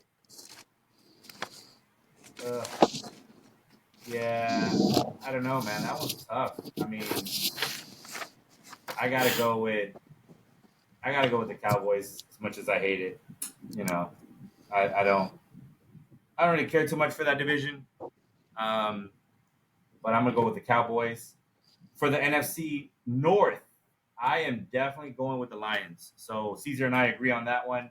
Lions did pretty good. I think they had a good draft too, if I'm not mistaken. They weren't horrible in their draft, so that's gonna help them out a little. I don't see Chicago doing anything against them, right? And I don't see Minnesota all of a sudden with a rookie quarterback jumping up. And like you said, I like Jordan Love, but I'm still not sold on Jordan Love. And I think another full year of him starting, or a year of starting under his belt, now the division's got tape on him. So I just don't see anyone else surpassing the Lions. So I'm excited to see the Lions again. Hopefully they get a little bit farther in the playoffs. The South, that is where you and I are going to differ again. I'm going to take the Saints. Yeah. I'm not a fan of Baker Mayfield. I think Baker Mayfield's season was an outlier. I don't think he's going to repeat what he did. I think the Saints are going to get a little bit better. I think they're going to be able to overcome some of their problems early on. I think this is going to be David Carr's second year in the system. So I think him second year in the season, I think he's good to go. So I'm going with the Saints for the South. And in the West, that is tough. I agree with you 100%, Caesar. I don't think Seattle's going to do anything. I don't think Arizona's going to do anything. I called it last year. And if my boy Markeith ever watches this, he can vouch. He swore his team was going to be garbage last year. He swore the Rams were just going to stink it up and that the Niners were going to walk away with it. But I don't know. I wasn't sold on the Rams kind of just disappearing. The Rams had a good draft, and so I think they're going to get some help. Dude, Blake Corum and Kyron Williams. That's pretty dope. For your running backs. You've got Cooper Kupp. I mean, he's another year older, but at least you got Puka coming back for year 2. Mm-hmm. And then they got some nice rookies on the defensive line. So they picked up the 2 dudes from Florida State, the 2 teammates. But I don't think it's enough. But I don't like if Brock Purdy goes down and for a couple of games and you lose 2 games while he's down, I think you've got the Rams nipping at your heels. Yeah, oh yeah, I agree. but I'm gonna go ahead and take the Niners this time. All right, Commish, you're up, my guy. All right, What give you me a got? minute. I'll be back. All right. All right. Handle it. What? What are we talking about in terms of What we doing? Are we doing the AFC? Doing the NFC? What are we doing first? You giving us whichever one you want to start with. We start. Caesar started with the NFC, and then finished off with the AFC. I went the other way around. I started off with the AFC and I finished off with the NFC. I'm gonna go Caesar's route. I just think that the NFC is a little bit more easier than the AFC for sure. Okay. I disagree with a lot of your teams though. That's the problem. Okay. So I hey, got the that's even Bucks. better. Yeah, I got the Bucks for sure coming back. Baker May had a great year with the Rams before last year. So it's not like a jinx. You know, he has a connect with a Mike Evans, so they're gonna take the South for sure. I don't know. I don't know if anybody else out of that South. You said the Saints. Yeah. That might be something that is looked at in terms of possibilities, just because the South is so weak. They're gonna go 8-1 or 9-8 and Facts. 1, whatever you're gonna do over there in the South again. I think Philly's gonna take the East. Okay. The Cowboys gonna come in strong like always. They're gonna be the wild card. Detroit, the Packers. Even though I do not like Jordan Love as much as I did last year, I knew Jordan Love was gonna ball out last year. This year, that defense is gonna be stacked again. So, So you're taking the Packers over the I, Niners? I'm doing no Oh, okay. Okay. Detroit, and the Packers. Okay. But Okay. Detroit winning the North. The division. Yeah. Yeah, and then I got the Niners and the Rams. So I got the Rams and the Niners. Niners winning the division. Niners, Rams, Detroit, Packers, Philly, Dallas, and the Bucks. Okay. Okay. That's what I got. Again, the South is left field. Again, ATL can get in there too, but they got two quarterbacks and they got nowhere to go, and I don't know. They kept the Yeah. same coach, right? Yeah. They didn't get a new coach. I don't. No. Yeah, they did. Didn't they? I don't think they did. I think they. Because that's why they drafted Phoenix, right? The new coach drafted Penix. I thought they did. I don't know. No, I think they got the same coach. Oh, maybe. Maybe because, like I said, I don't know. I thought they. I guess you're right. Yeah, Yes, you're right. that's why that whole Atlanta thing is out of whack. They Yeah. signed Cousins, then they gonna get Penix. Penix again out of the Pac-12. Rest in peace. Nah, see, they got a new coach, fool. Because they They got a fired new Arthur coach. Smith. Yeah, they fired Arthur Smith. Who's their coach? Uh, tell you right now, hold on. They fired Arthur Smith in January. So the new coach. Oh. What's his name from um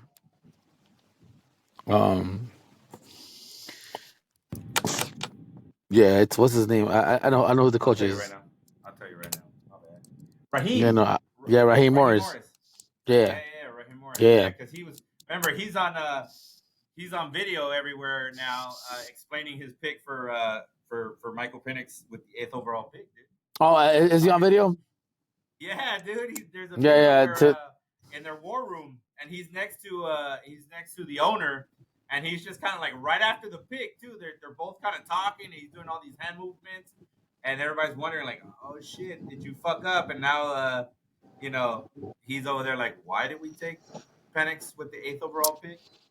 My whole thing was that I think ESPN asked Penix. They interviewed him today, and they asked him. He's like that Atlanta didn't bring him in for a top 30 workout. Visit. Yeah. Yeah, visit. So they were like, oh yeah, and Penix was like, oh yeah, they came to my personal workouts and they came to my Yeah. combine, whatever. I was like, damn, okay, well, so you got that personal shit going on. What the fuck? Like the league Right. didn't know about. Seriously. Yeah, you gonna get paid what eighth overall? He got paid before JJ, right? JJ went after him. Yeah, I McCarthy. Yeah, think, because I think McCarthy went yeah, after him.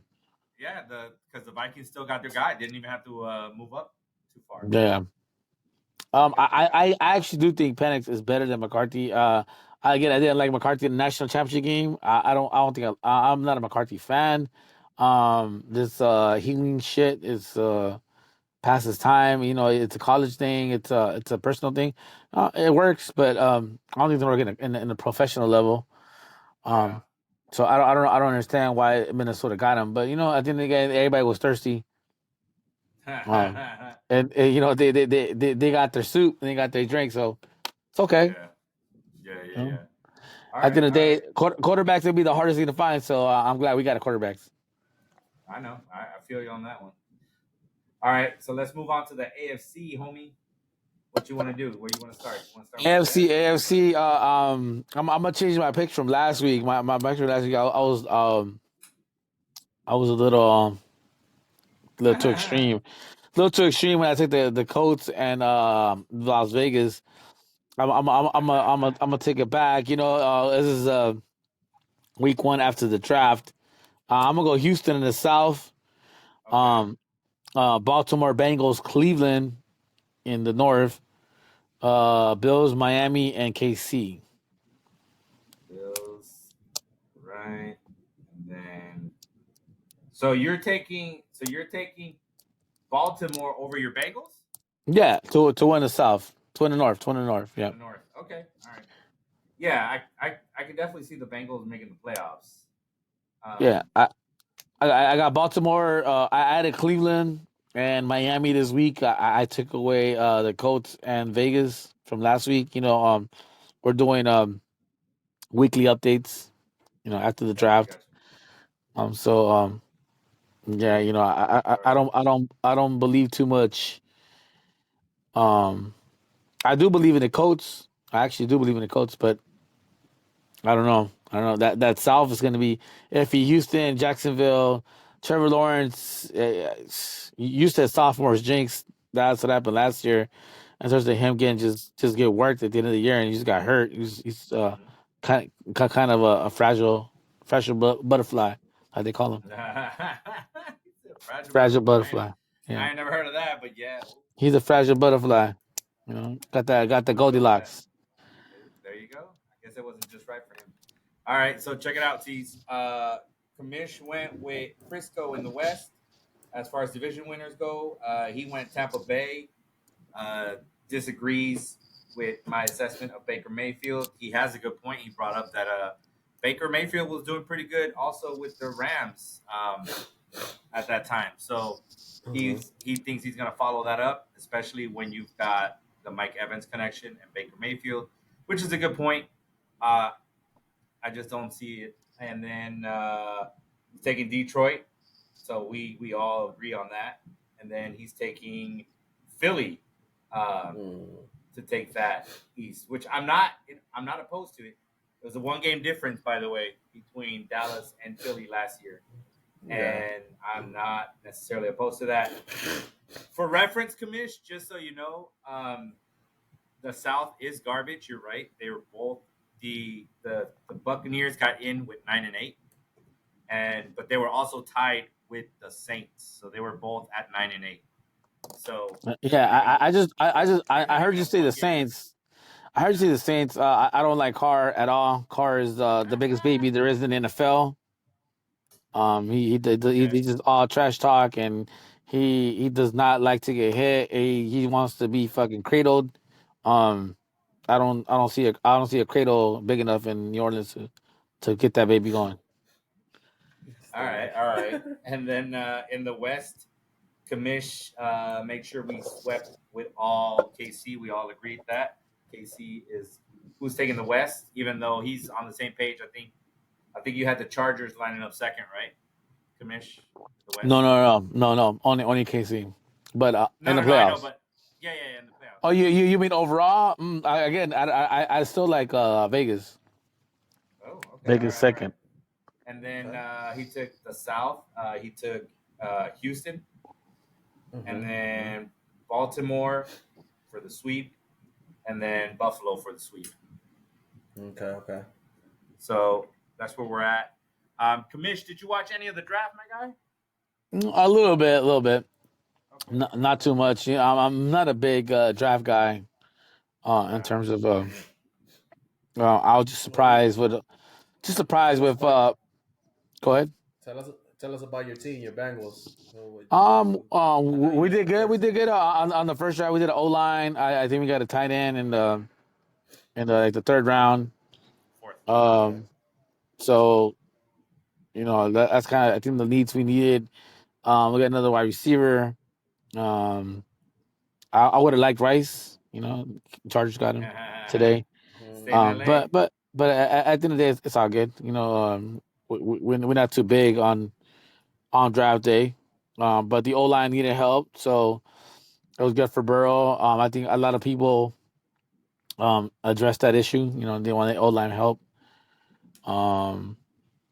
Wide receiver help was there. We need wide receiver help too eventually, because we're gonna lose these guys. But I think we did good. I was not too disappointed All right. in the draft.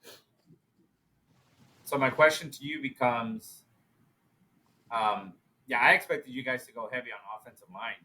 You only took one offensive lineman in your first 4 rounds, and then the last one you took wasn't until the last round you took a center. But I expected you guys to go there. But tell me or tell us what you think about the drama with your receivers. I mean, T. Higgins is like, I'm out. Get me out. He wants to get traded. I don't think it's too much drama, because T. Higgins is gonna be T. Higgins. He wants that money. He's gonna get paid. I want to get paid too. He's gonna be number 2 diva. Which Ayuk is and Debo are doing in Frisco right now.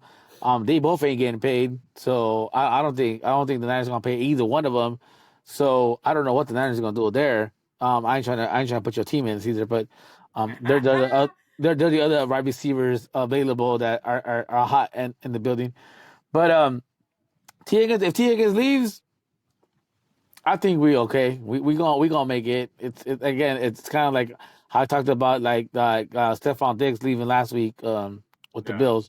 They're gonna make it. It's okay. It's not a do or die on the wide receiver on our receiver front. I think a better running back game that the Bengals, what Zach Moss supposedly is gonna bring us, helps us out. But Tegan's gonna be there. Like I said, I think the worst part about this week was Trey Hendrickson trying to get traded out of there. That was a shocker to me. But again, he wants to get paid more. But he's getting roasted on social media talking about, you just signed a deal last year, so come on, what you trying to do? He's trying to do that Chris Jones type of thing where Chris Jones from KC's Yeah. same thing. It's like No. his contract. Yeah, but Chris Jones got franchise tag. Henderson signed he signed a deal. Like he signed like a 2-3 year deal, whatever the hell it was. But come on, come on. Like Trey Henderson is a beast. Like I would want that guy on my team all day long. So we'll see what happens. Again, it's still early. The draft was a big event, but Chicago again. Chicago. Did I didn't say Chicago anywhere? Huh? Fuck, Chicago's in the South. No, they're in the North, fool. They in the North. In the North, they ain't doing shit in the North, bro. They're not. They're not gonna surpass. They're not gonna pass fucking Green Bay. They're not gonna pass Detroit, man. But Green Bay, man, I don't know. They might. Awuzie. You're asking for a lot. Yeah, you are. You're right. But that offense is ridiculous. Other than a quarterback. Don't get me wrong. I can definitely see Chicago, maybe based on how things go for Caleb.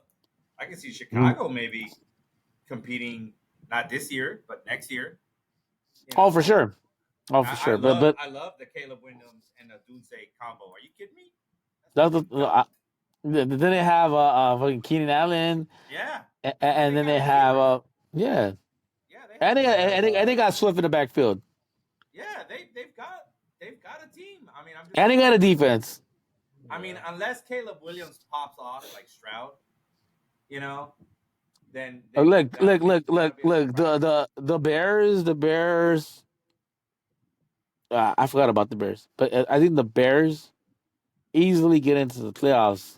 Not to win the division, but I think they easily get in the playoffs if Dallas, the Rams, and Green Bay they falter, and it's possible.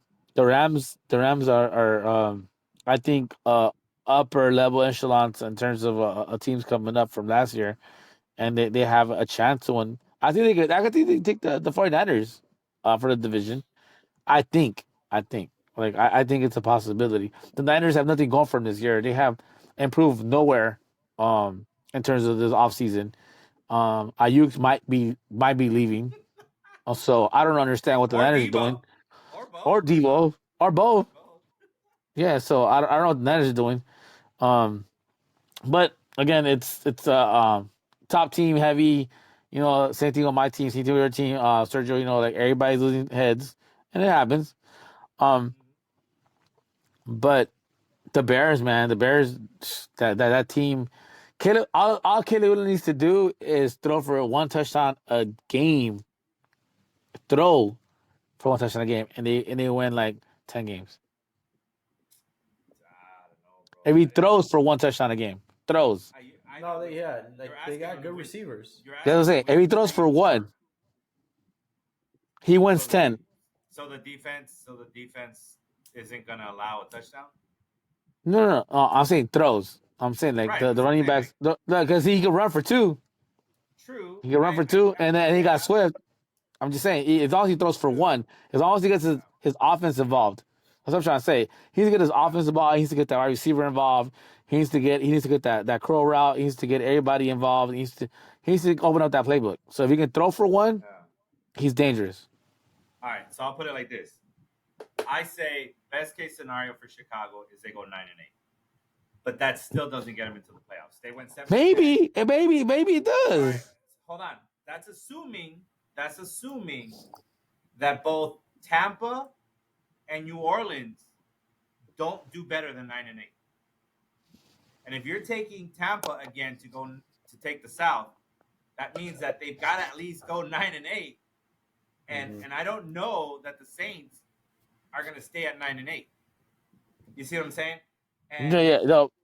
I understand. Like I just don't like Carr. I don't like Carr at all. I get you, but 9-8 took the wild card, and 9-8 took the wild card, and that was Green Bay. Yeah. So I'm not saying that Chicago can't go 9-8. I just think playoffs. I mean, a lot would have to go wrong for other teams for Chicago to get into the playoffs.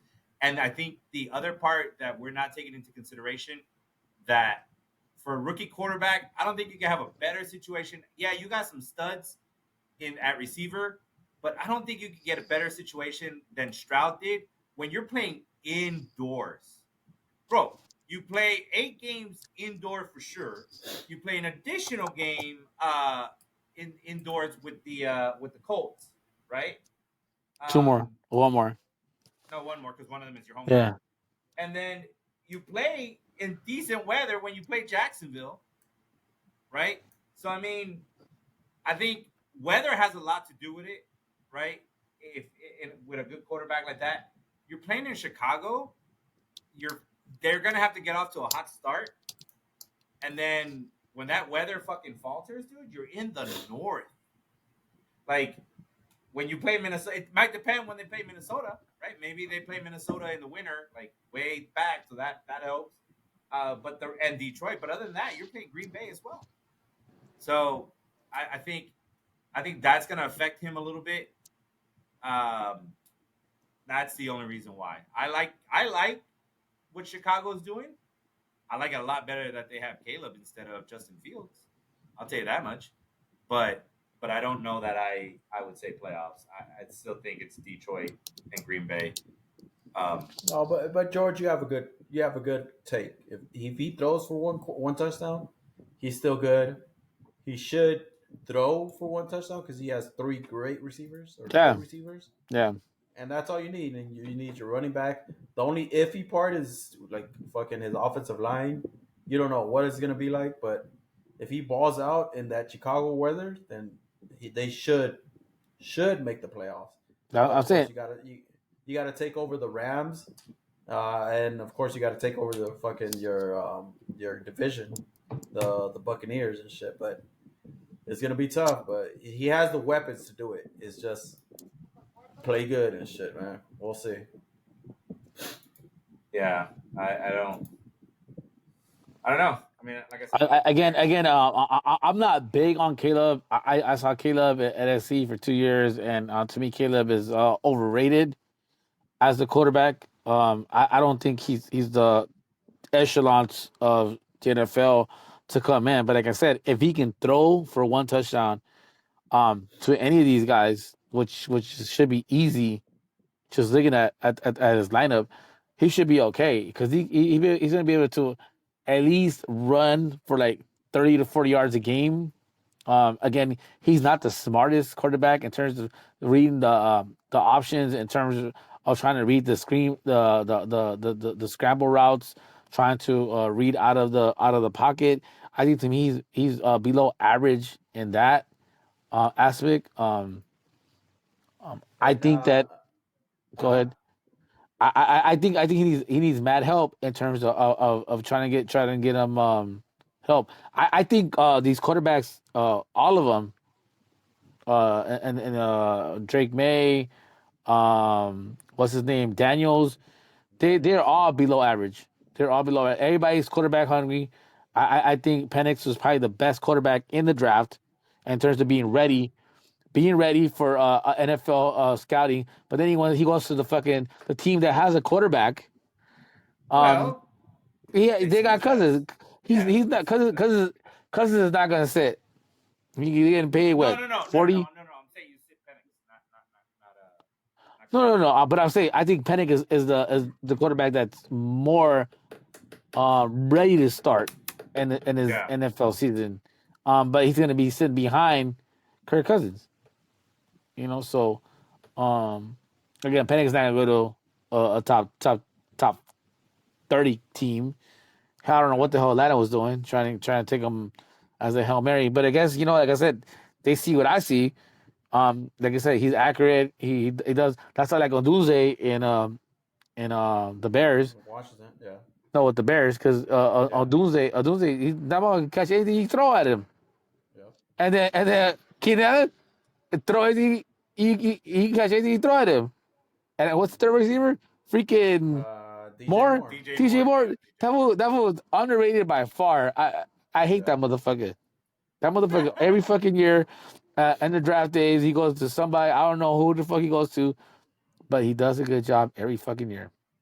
The only thing that I worry about Chicago that I've noticed recently that I've noticed from Caleb Williams is that this motherfucker he's starting to look in the videos or anything that's on that they post up that he's a little too confident.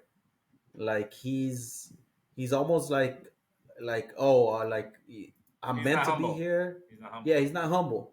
Like I'm meant to be here. I'm the star already, and this shit's gonna come easy to me.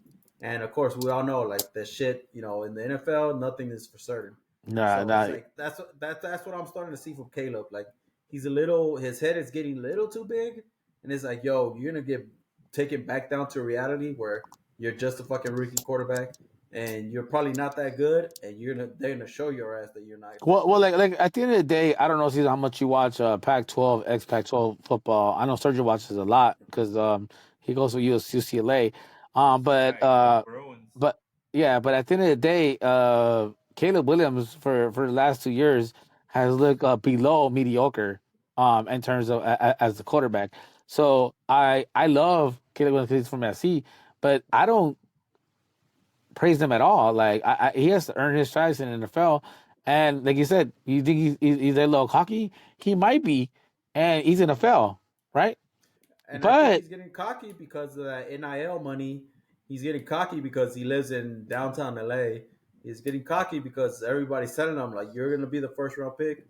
and you're gonna get top money, and you're gonna do the shit. That's that, and but he still has to play an NFL game, and that's where I think he's gonna come crashing down and shit. NFL schedule hasn't came out yet, huh? We haven't got an official No. schedule. I want to see who he plays week one. I hope he plays. But then in the division with Tampa, no, it's not Tampa. What you got? Green Bay, Detroit. I wouldn't be surprised if they do some stupid shit and put him up against Washington. And now Washington. you've got the 1 and 2 quarter. The 1 and 2 picks playing each other.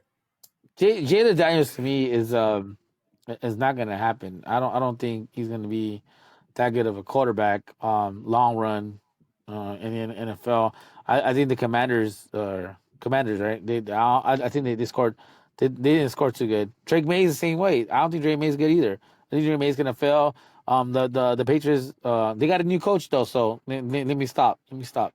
I still thought Belichick was still there. So let me stop. Let me stop. Let me stop. Let me stop. Let me stop. Because I don't know the Patriot way no more. So Drake May might Drake May might do good in New England. I don't know. He may. I don't know. That coach, they got some black power out there, so they might be able to support the rainbows and shit. So who knows? He said support the rainbows. Yeah. He's stupid. Oh shit! All right. Well, Ceez, we going over. We're at about the 2 hour mark, if not just a hair over. We can do a couple of things. We can jump right into Ryan Garcia's nutty ass. I know Commish will have some comments on Ryan Garcia. No. We ain't trying to talk about his ass. We talked about. Did you see Haney was golfing with Deloya today at the golf course? Oh, no, I didn't see Yeah. that. Oh, you didn't see that? Oh man, it was all over Instagram. And then all right, let's talk about Lakers. Oh, Lakers. Lakers. Oof. What's up, George? What's Ooh, up? you won. I was trying to celebrate a sweep tonight. To tell you the truth, I was trying to celebrate. I was trying to celebrate a sweep. I was trying to celebrate Hamlin getting thrown off the throne, getting fired. LeBron getting his retirement paperwork. That's what I was trying to look for today. Cause I'm done with these motherfuckers. Everybody try to rate my boy D Russ last game. He didn't have it. Shit, fucking Hamlin over here. Fucking can't fucking work the team. Today, fucking LeBron's gonna sit down fucking for the last 5 minutes of the fucking first quarter, and then fucking he's gonna come in for 30 seconds left. Why you gonna bring him back in? Let him fucking sit down. Let him fucking rest for fucking the last 5 minutes. Calm the fuck down. God damn it. Please. Hey, George. I'm just saying, man. I'm just mad, motherfuckers. No, he's gonna still play these motherfuckers, and he doesn't give him no damn rest. Look, Brown wants to fucking be playing fucking 42-year-old fucking basketball, fucking in the fourth quarter. He can't. What's going in? Yeah, LeBron is He's fucking gassed the fuck out. He's got that's their only scoring option is LeBron and No. That is not their only scoring option. That is the only option they have in terms of trying to fucking get somebody off the ball. Hey, no, okay. Austin Reeves can score. AD can score. Hachimura can score. Yeah, Hachimura can score. They can all score. They just have nobody else that can take the ball and try to dominate. LeBron needs to pass the ball though. We can go back to last year's Western Conference Finals. Well, LeBron blew us the finals. We should have gone to the NBA Finals, but we couldn't because LeBron holds the ball too damn much. He wants to hold it 2-3 seconds left and fucking gonna turn the ball over. That's LeBron all the time. And what happened, George? You think they go back to Denver and win the next game, or? I hope they don't. I hope they lose. Well, no, they're already going back to Denver. They're going back to Denver for Game 5. Going back Denver Monday night. They got to come back to LA. If they win Game 5, we might have a chance. Hamlin needs to do the same rotation he did today. He needs to get LeBron out the game. In the first quarter with like 5 minutes left. Play the Denver bench. Because they feel that they're gonna get overworked by the Denver bench, but they're not. They're mediocre like our bench. Our bench is below mediocre, but we can still hang. But the Lakers, They should have lost tonight. What's up? That's what I What's up? said. Okay. So who do you think the next coach should be? Because I don't think they're gonna win. Like, no, No, you don't think they gonna win? I hope they don't win. I'm saying they're not gonna win. The next coach they're is gonna lose. They're gonna lose one of these games because you can't beat the Denver Nuggets 4 games in a row, and that's what you pretty much have to do. yeah. No, The way Denver looked tonight, they are beatable. They look sloppy, but they look sloppy the whole series, and they look sloppy 4 in a row. last year. And to win 4 in a row. They can. They could beat them. They could beat them 4 in a row. Like I said, Denver was sloppy last year. Murray is I don't know, a gift from God. He makes them shots like from no damn reason, and that's been the last 2 series this year and last year where he just pulls up and he makes them, and it's okay. You know, Yeah. he's gifted, so he can make them. Next coach, that is a big question though, Caesar. I don't know who could be the next coach for the Lakers. The thing is, like I said, is LeBron gonna retire?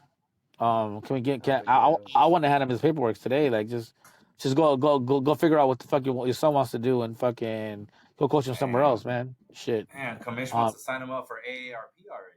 Yeah, I do. I want to get him fishing like everybody been telling me today. Hey, get that motherfucking fishing. Shit, because I think Jenny Buss is gonna be like, "Yo, LeBron, I'll do you a favor. I'll draft your son, and fucking you can stay here with the Lakers, and we just give it to another coach. Watch, that's what's gonna happen. Watch, you know that's gonna happen." Sergio, do you hear this motherfucking bullshit? Caesar, that's the last thing I want to hear come out of anybody's mouth. Not just your mouth, anybody's mouth. I don't want to hear nobody say that Jenny Buss wants to fucking draft LeBron James' son. I want to see LeBron James walk away tomorrow or Tuesday morning. Not tomorrow no more because we playing Monday. Tomorrow, Tuesday morning, and say, hey, you know what? I give up, and I'm gonna go see my son strive into the best thing he wants to do, and wherever he goes, then I might sign like a 1-day contract and fucking play with his ass. But I'm retiring today. After they lose, I don't think he's gonna retire. Hey, is he gonna do that? He's not gonna do that for sure. He's too egotistic. But we that's what I wish for. The Lakers need a brand new team. Keep AD because you got him under contract, and Hachimura and Austin Reeves, and everybody else got to go. Everybody else rebuild around them and see what we can do. The team, I don't even know how they won tonight. I don't know how Prince and Dimwitty played. I was looking at one of the games before the season ended. The guy with the mushroom top. What's his name? The skinny guy. I know you're talking about Caesar. What is center? Is a center? Or? Yeah, center. He's a big center supposedly. Christian Wood. Christian, I don't know. Mushroom top. Hayes. Yeah, I know who he's talking about. Yeah, Hayes. Hayes, Christian Hayes or something. Yeah. That man does not belong in any motherfucking NBA team in this planet Earth. That guy is trash. I don't even know how he made it on the Lakers. But he fucking leads the league in dunks or leads the Lakers in dunks because that's all he could do. Yeah. True. Dog. You close. Yeah, you. No, dude. Like the for the NBA coach that I kind of feel like fucking the Lakers should go after is the UCLA coach. What's his name, Sergio? God damn it. Is it Cohen? Yeah. Damn it. Cronin. No. Cronin. Yeah. Oh, for reals? Yeah, we can hear you. Yeah, we can hear you. Okay. I like that fool, man. He's legit. You talk about Cronin, watch. Check out his stats. He used to be the Bearcats coach. It's kind of like in football. When the Bearcats won and they had Brian Kelly as the coach too, and then fucking Notre Dame took his ass. Kind of same shit in basketball. Cronin was the Cincinnati Bearcats coach, and then UCLA took him from us. And I hope, I hope the Lakers are paying attention and be like, look, this month, once LeBron leaves. Yeah, I'm about to say, Cronin can't coach LeBron. Yeah, no. Once LeBron leaves, I hope the Lakers see that fool and be like, "Yo, this guy is a good candidate to move up and fucking come in and fucking teach our young players how to play and how to play basketball and like coach." Because I like him. I like him at UCLA, and I think he's developed some good players like that come out of UCLA. All right, so like I'm gonna give you this wild card. You get Cronin, and I don't even know if he's ever done anything in his life, or been relevant in his life, or if he's still healthy in his life. But fuck it, get Cronin and get Nick Van Exel as the fucking assistant coach. Shit, fucking Van Exel is the ex Bearcat too. He's to be back in the days, But I don't know. I don't know about Van Exel. I don't know what he's been doing. You know how we do. You know how we do. Cincinnati. Oh, Lakers all here today. Oh shit. No, but no, I hope they look at him and then it's gonna be an easy transition for him because he's already at UCLA. Yeah, I'm pretty sure he's here Cronin is really good, really good. I like Cronin. So that's why I hope they go. But see, I don't think you go with a college coach for the Lakers. It's gonna be a high profile.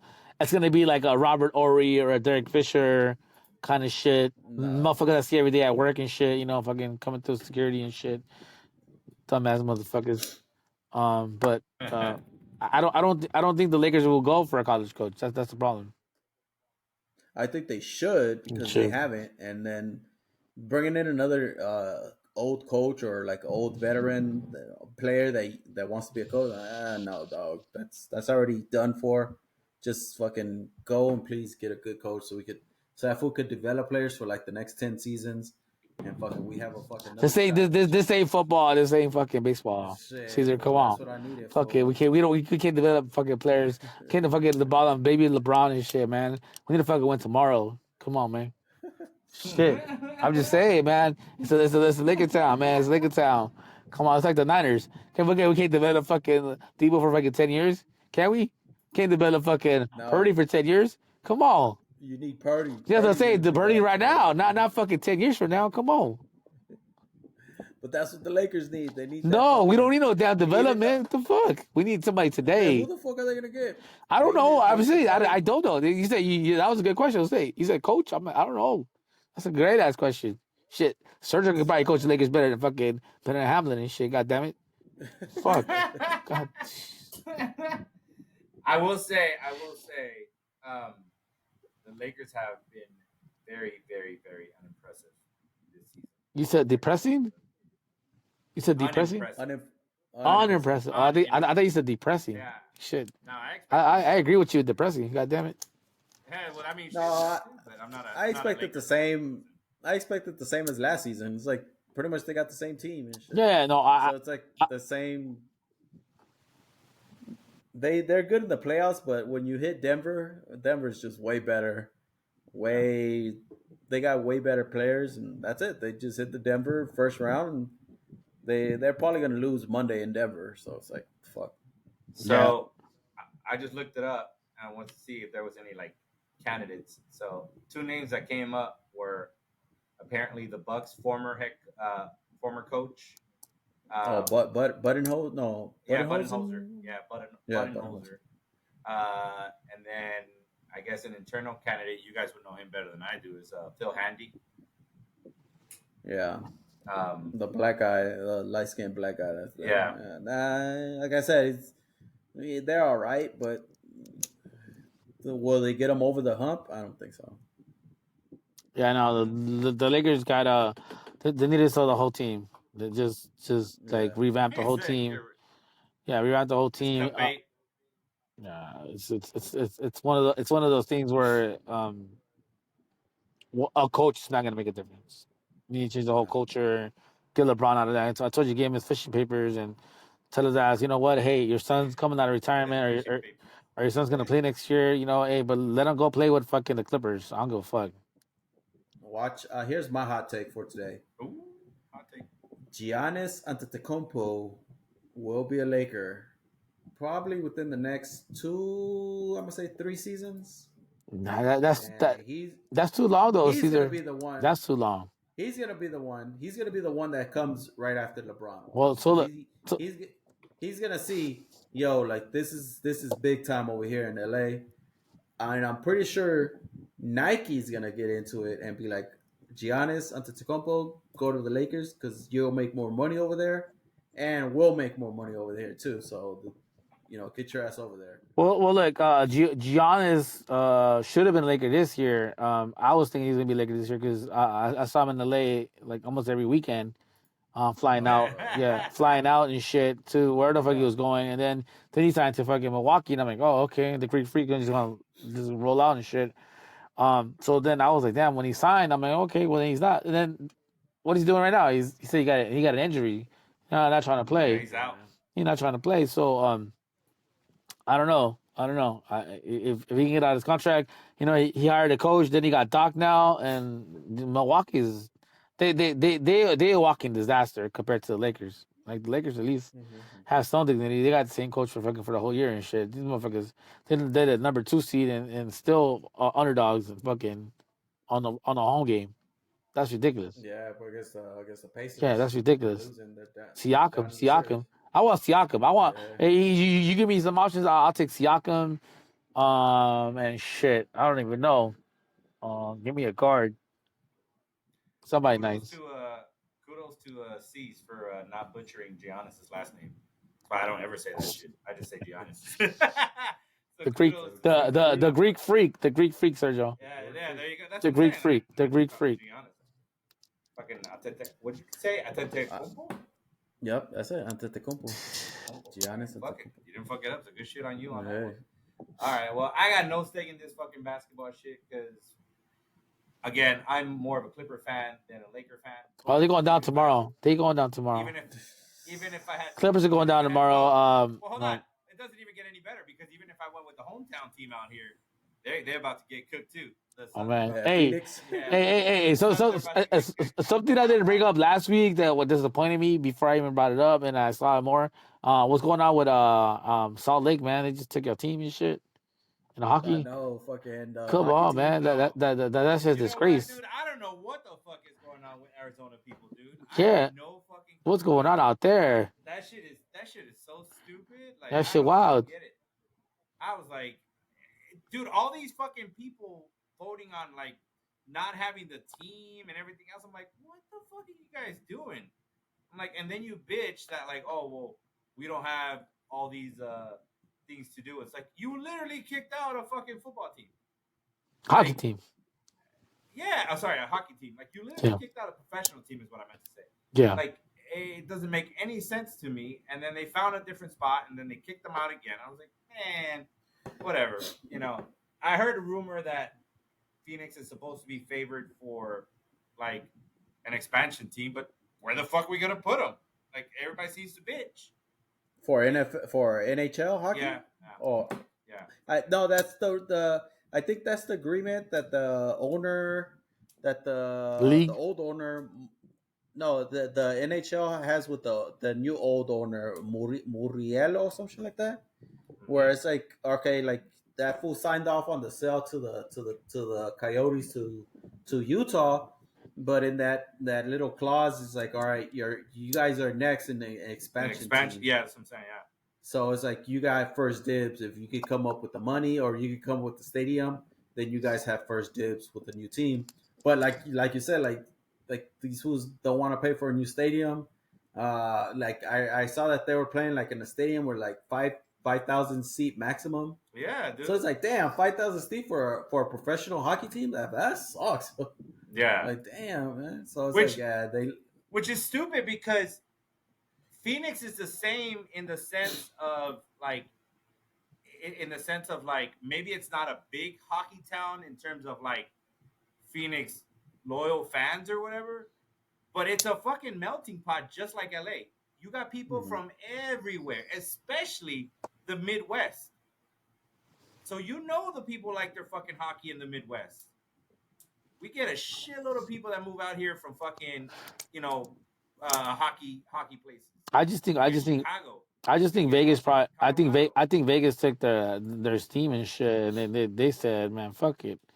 We got Phoenix Suns, which are trash.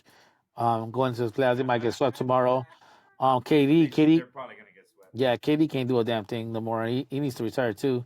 Yeah, he needs. I'm about to say talking about. Yeah, he needs to retire too. And then you got the Diamondbacks. They went to the World Series last year, so that's a staple. That's a stable. That's a stable for you guys. So I think you guys got comfortable with it, the Diamondbacks, and you say, okay, well, we don't really need that many fucking sports because we don't follow sports to begin with. So we hit big town, we fucking follow Trump, and we fucking say, "Hail Mary for the grace." We gonna die. We gonna die in the sun. I don't know, man. I mean, I look at it this way: the East Valley, because it's kind of broken up out here. It's kind of like a West Valley and an East Valley. East Valley's been established for a while. It's the West Valley that's kind of growing, which is where I stay. I live in. I wouldn't be surprised if at one point we get another stadium or somewhere else that can house a hockey team in the West Valley, because we just have way more land that's available versus the East Valley. All that shit's already established, and you've got all these bougie people, anyways, living in the East Valley. So you know how that they don't want their shit. So I think that's kind of what happened. What I don't get is why they got kicked out, and I'd have to look into it because they were at the same. They were where the Suns played. They were in the same. Yeah. So I don't know. I don't know why they booted them out, but I mean, I guess they wanted more. Well, no, I actually have mentioned it a while back. I think they booted the Coyotes out because they wanted the space, and they wanted the space to make a shitload of more money for the Super Bowl. Okay. Because if you remember, they booted them before the Super Bowl. So basically, they got booted before we hosted the Super Bowl. oh shit, we don't. I don't think Caesar follows hockey like that in terms of Phoenix hockey. No, but in terms of, well, I know Caesar follows a little bit of hockey. Yeah, a little bit. Like I followed the whole little business that was fascinating. How they were playing in a 5,000 seat stadium, and they got sold by they went to Utah and shit. So I know. Go ahead. No, yeah, it's just weird that they got kicked out of the Suns stadium, and it's like, what the fuck? Like that was shouldn't you guys share that shit? That shit works for both of you guys. Yeah. And I'm pretty sure the stadium, the owners of the stadium would want to keep them because they make money that way. The more events, but yeah, that's just weird. That's why I think they kicked them out right before the Super Bowl, because they wanted to have all them shows, they wanted to have concerts and everything else, and I guess they figured in the one season where we're gonna have the Super Bowl, we're gonna make more money than that they've probably been making with fucking having the Coyotes there. Damn, that's fucking crazy. And then I think the Coyotes had nowhere to go after that, and then it just fucked them over. So yeah, see, like I didn't know that they had moved out or they got kicked out of whatever the hell they were at. I just heard that they were getting moved, and then after our podcast on Saturday, I saw my boy on ESPN on Monday morning, and he had the owner of the Salt Lake Utah Jazz, and he's the owner of the new Utah team too of hockey, and he was talking about how we got this, and we're gonna do the best thing, and we're gonna be moving families, and we're gonna be moving fucking everything. I'm like, God damn, what the fuck? I'm like, these motherfuckers just stepped on ground and said, I'm gonna take your shit, like Indian shit kind of crap. but it kind of sounds good. I mean, it sounds right that a hockey team in Utah where it's cold and shit like that. You're like, okay, it makes sense. Yeah, you're just like, it makes sense and shit. So all right, fuck it, we'll see. But Vegas, does have a team. Yeah, Vegas. The Desert does have a hockey team in Vegas. Yeah. So. But at the end of the day, the Coyotes have been in Phoenix for at least 10, 15 years. They've been there for a minute. Were here for a minute, dude. Yeah, it wasn't like they were just there for like 5 years and they had no fan base. Like maybe they grew out again. Hockey just comes and goes, to me at least. I don't know. Like the Kings, they're in the playoffs right now. I'm not sure if they won today or not, or they even played today. But I know they won the other day. But no, to me the problem with hockey is that they just too in the shadow of the NBA. Same time. Same time. Season starts around the same time. The playoffs start around the same time. It's like, dude, like you guys have to get away from the NBA. Either start sooner or or start later, and do everything not around the NBA, because it's like you get shadowed over the NBA. And it's like you said, like you don't know if the Kings play today. It's like, yeah, exactly, because you don't know because the Lakers play today. Exactly. That's who gets the most coverage. And if they didn't do that, we would know like, oh yeah, Kings are playing this season or this today, and we'll be more entitled to be like, yo, I'm gonna go fucking watch the Kings play because the Lakers are not playing or the Lakers season is over. That's a great point, Caesar. That's a very great point. Yeah. I misspoke. Go my bad. Sorry, go ahead. I think they try to do that just because they try to offset the season in terms of like 1 week or 2 weeks, but it's not enough. 1 week or 2 weeks is not enough. Mm-mm. Yeah, I misspoke. They didn't play at the Footprint Arena. They fucking played in the Gila River Arena, which is their own stadium. But again, that's right next to the football stadium, which is why I'm saying they got kicked out right before the Super Bowl. Mm-hmm. That's why I'm like, it was literally right there. But they've been here. They were in Arizona since 2003. Yeah, that's what I'm saying. 20 years. Okay. 20 years, yeah. So that's a long time. Long time, Sergio. That is crazy. They just gave him the boot, like whatever. Get the fuck out. We don't need y'all. Yeah, that's fucked up, dude. That is some But shit. it was probably like that. Our fans didn't go see them because they weren't exciting enough, and they probably just need a new owner to fucking spend some more money and bring in some more exciting players, and that's how you get the fans back. But, yeah, I mean, yeah, I agree. I think that has some shit to do with it, anyways. So, we'll see. I mean, maybe with the expansion team. yeah. Maybe because it's new, that'll also help. You know how it goes, right? When they have a new expansion team, it helps. People want to check it out. So we'll see. But no hockey team for Arizona. Oh well, too bad, so sad. All right. Well, then if that's the case, we did basketball. We're now going almost on. We wouldn't be pushing 3 hours soon. Yeah, I think we need to cut it. Yeah, I agree. Hey, I real quick in terms of trying to look for this thing, man. I'm like, you can only look for it on the link. You can't look for it on YouTube. Exactly. I was trying to look for it today and I couldn't find it. No, yeah, the old one or Yeah, the first episode. It's only on the link because I haven't made it public. Unless y'all want me to make it public. Oh, okay. Got you. That's the only reason I didn't make it public is because I don't want to make it public on my account. Yeah. I want us to make sure we have like an HCP YouTube channel. Gotcha. And then I'll put it live there, meaning then I'll make it public there. Yeah, I don't know shit about YouTube and I don't know how shit works, so I was kind of confused. I'm like, let me hit these fools up today. Yeah. Okay. Yeah. No, as long as you got the link, you can watch it. Yeah. But it's private, so Gotcha. You can share the link with anybody, but like if we created a channel, it wouldn't be getting the hits. It would be my fucking channel getting the hits. Yeah. I want it to be under HCP. Yeah. How can you create that? You gotta create it. Just Caesar's gotta make it, or I can make it. I don't care. Gotcha. Yeah, that's simple. All right, for sure. Another thing, George. Hey, what's up? Do you think Saturday is good for you, or shit. Sunday? Man, you guys got me lucky on both Saturdays. I don't think Saturday's the best night. To tell you the truth. Okay. But, yeah, because we're trying to get the rest of these motherfuckers, but these motherfuckers are like, it's Saturday. Yeah. I saw that. I'm like, what the fuck? These fools.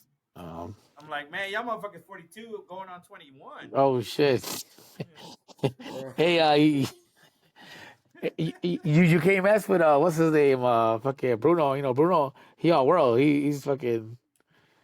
That's just all night. I don't know. Like I said, I don't know if you're gonna get Charlie or Brentwood or Davey or on these shit. I'm like, it's gonna be hard just because I don't think these people are gonna be interested in it. They just want to fucking see our shit and fucking be, judgmental. So. I mean, and they don't have to talk sports. I just want them to come in here and talk shit. Yeah. No. I totally agree. I would say maybe like a Thursday night football kind of shit. Everybody's home, like 8:00 ish. Send it out there and see if maybe 5:00, 6:00. I don't know what time you guys get home from work or what are you guys doing around that time. But I think maybe like aim for like a Thursday night kind of shit. Yeah, All right, we'll try. I think next week we're gonna try to do Sunday, and you Yeah, know, some of those foods said Sunday. This is okay. Sunday, Again, like I said, Sunday night, 9 p.m. yeah, And we'll see what this fuckers if anybody else joins and shit. yeah. Nobody else joined today. Just you two. Just Yeah. us What? and then you. Yeah. Okay. Guest appearance. Yeah. With the For sure. clutch guest For sure. appearance. For sure. For sure, George. Thank you, Hey, no, George. no problem. Yeah, man. All right, man. Yeah. See you guys. You guys have a blessed Sunday. You too, Commish. Hit us up. Put the link up if you guys can for tomorrow, and see motherfuckers be on that. George. They be on that bull. Shit. Yeah, For sure. All right, man. Have a good night. Commish. All right. Later, man. All right, Serge. All right, man. We call it. Fucking, I'll go ahead and yeah. upload it, and then I'll send you guys the link. Yeah, thank you, All right. man. And fucking shit was fun, fool, for sure. Yes, Say sir. hi to the family for me, dog. Will do. Likewise. This wraps up episode 2 of HCP. Eventually, we'll get it there. You know, maybe we won't have 2-3 hour long sessions or whatever, but this was good. This is the start. You know, fuck it. Close to midnight. It's all good. Yeah, close to midnight. We talked some good stuff. We had Commish come on. We're getting better. Hopefully, we'll get better at this. You know, and then before we know it, we'll be doing it like pros with the little mic right here. Like, oh, look at my Making mic money, right bitches. here. Getting sponsors and shit like that. Hell yeah. Right now, I got a bootleg setup. I got this light that's in my face. It's just a fan. Just so you guys know, it's an actual fan with like a light. Okay. So it's not even light, That's you know, it's just like a camping fucking fan. But I'm like, oh, it works. Because without it, you know, it gets pretty dark in here. So, Oh, there you go. yeah, see, I dropped it. So without it, it gets pretty dark. But then up here, I was like, all right. I've learned a thing or two from watching people on YouTube. And then I just got my big ass screen next to me. That's it. But yeah, buddy, this is episode 2. Wrapping it up. We'll see if we hit up anything tomorrow. See if the rest of the homies can jump on. And then, like I said, You want to do it tomorrow or next week? Oh, whatever. Next week, I thought you Sunday. were talking about tomorrow. No, if you want to do next Sunday, let's do next Sunday. That gives us Yeah, let's do next Sunday. All right, then that gives us some time on next Sunday. Actually, that might work too. More topics. Yeah, you know what? Maybe Booger can get on because next Sunday when we get on afternoon or at night, there will have been the Miami Grand Prix too. Okay. So we'll have some race stuff to talk about. Maybe Booger. Yeah, next Sunday, we'll have more topics. We'll talk about what's going on and everything else. All right. Yep, sounds good, man. All right, Serge.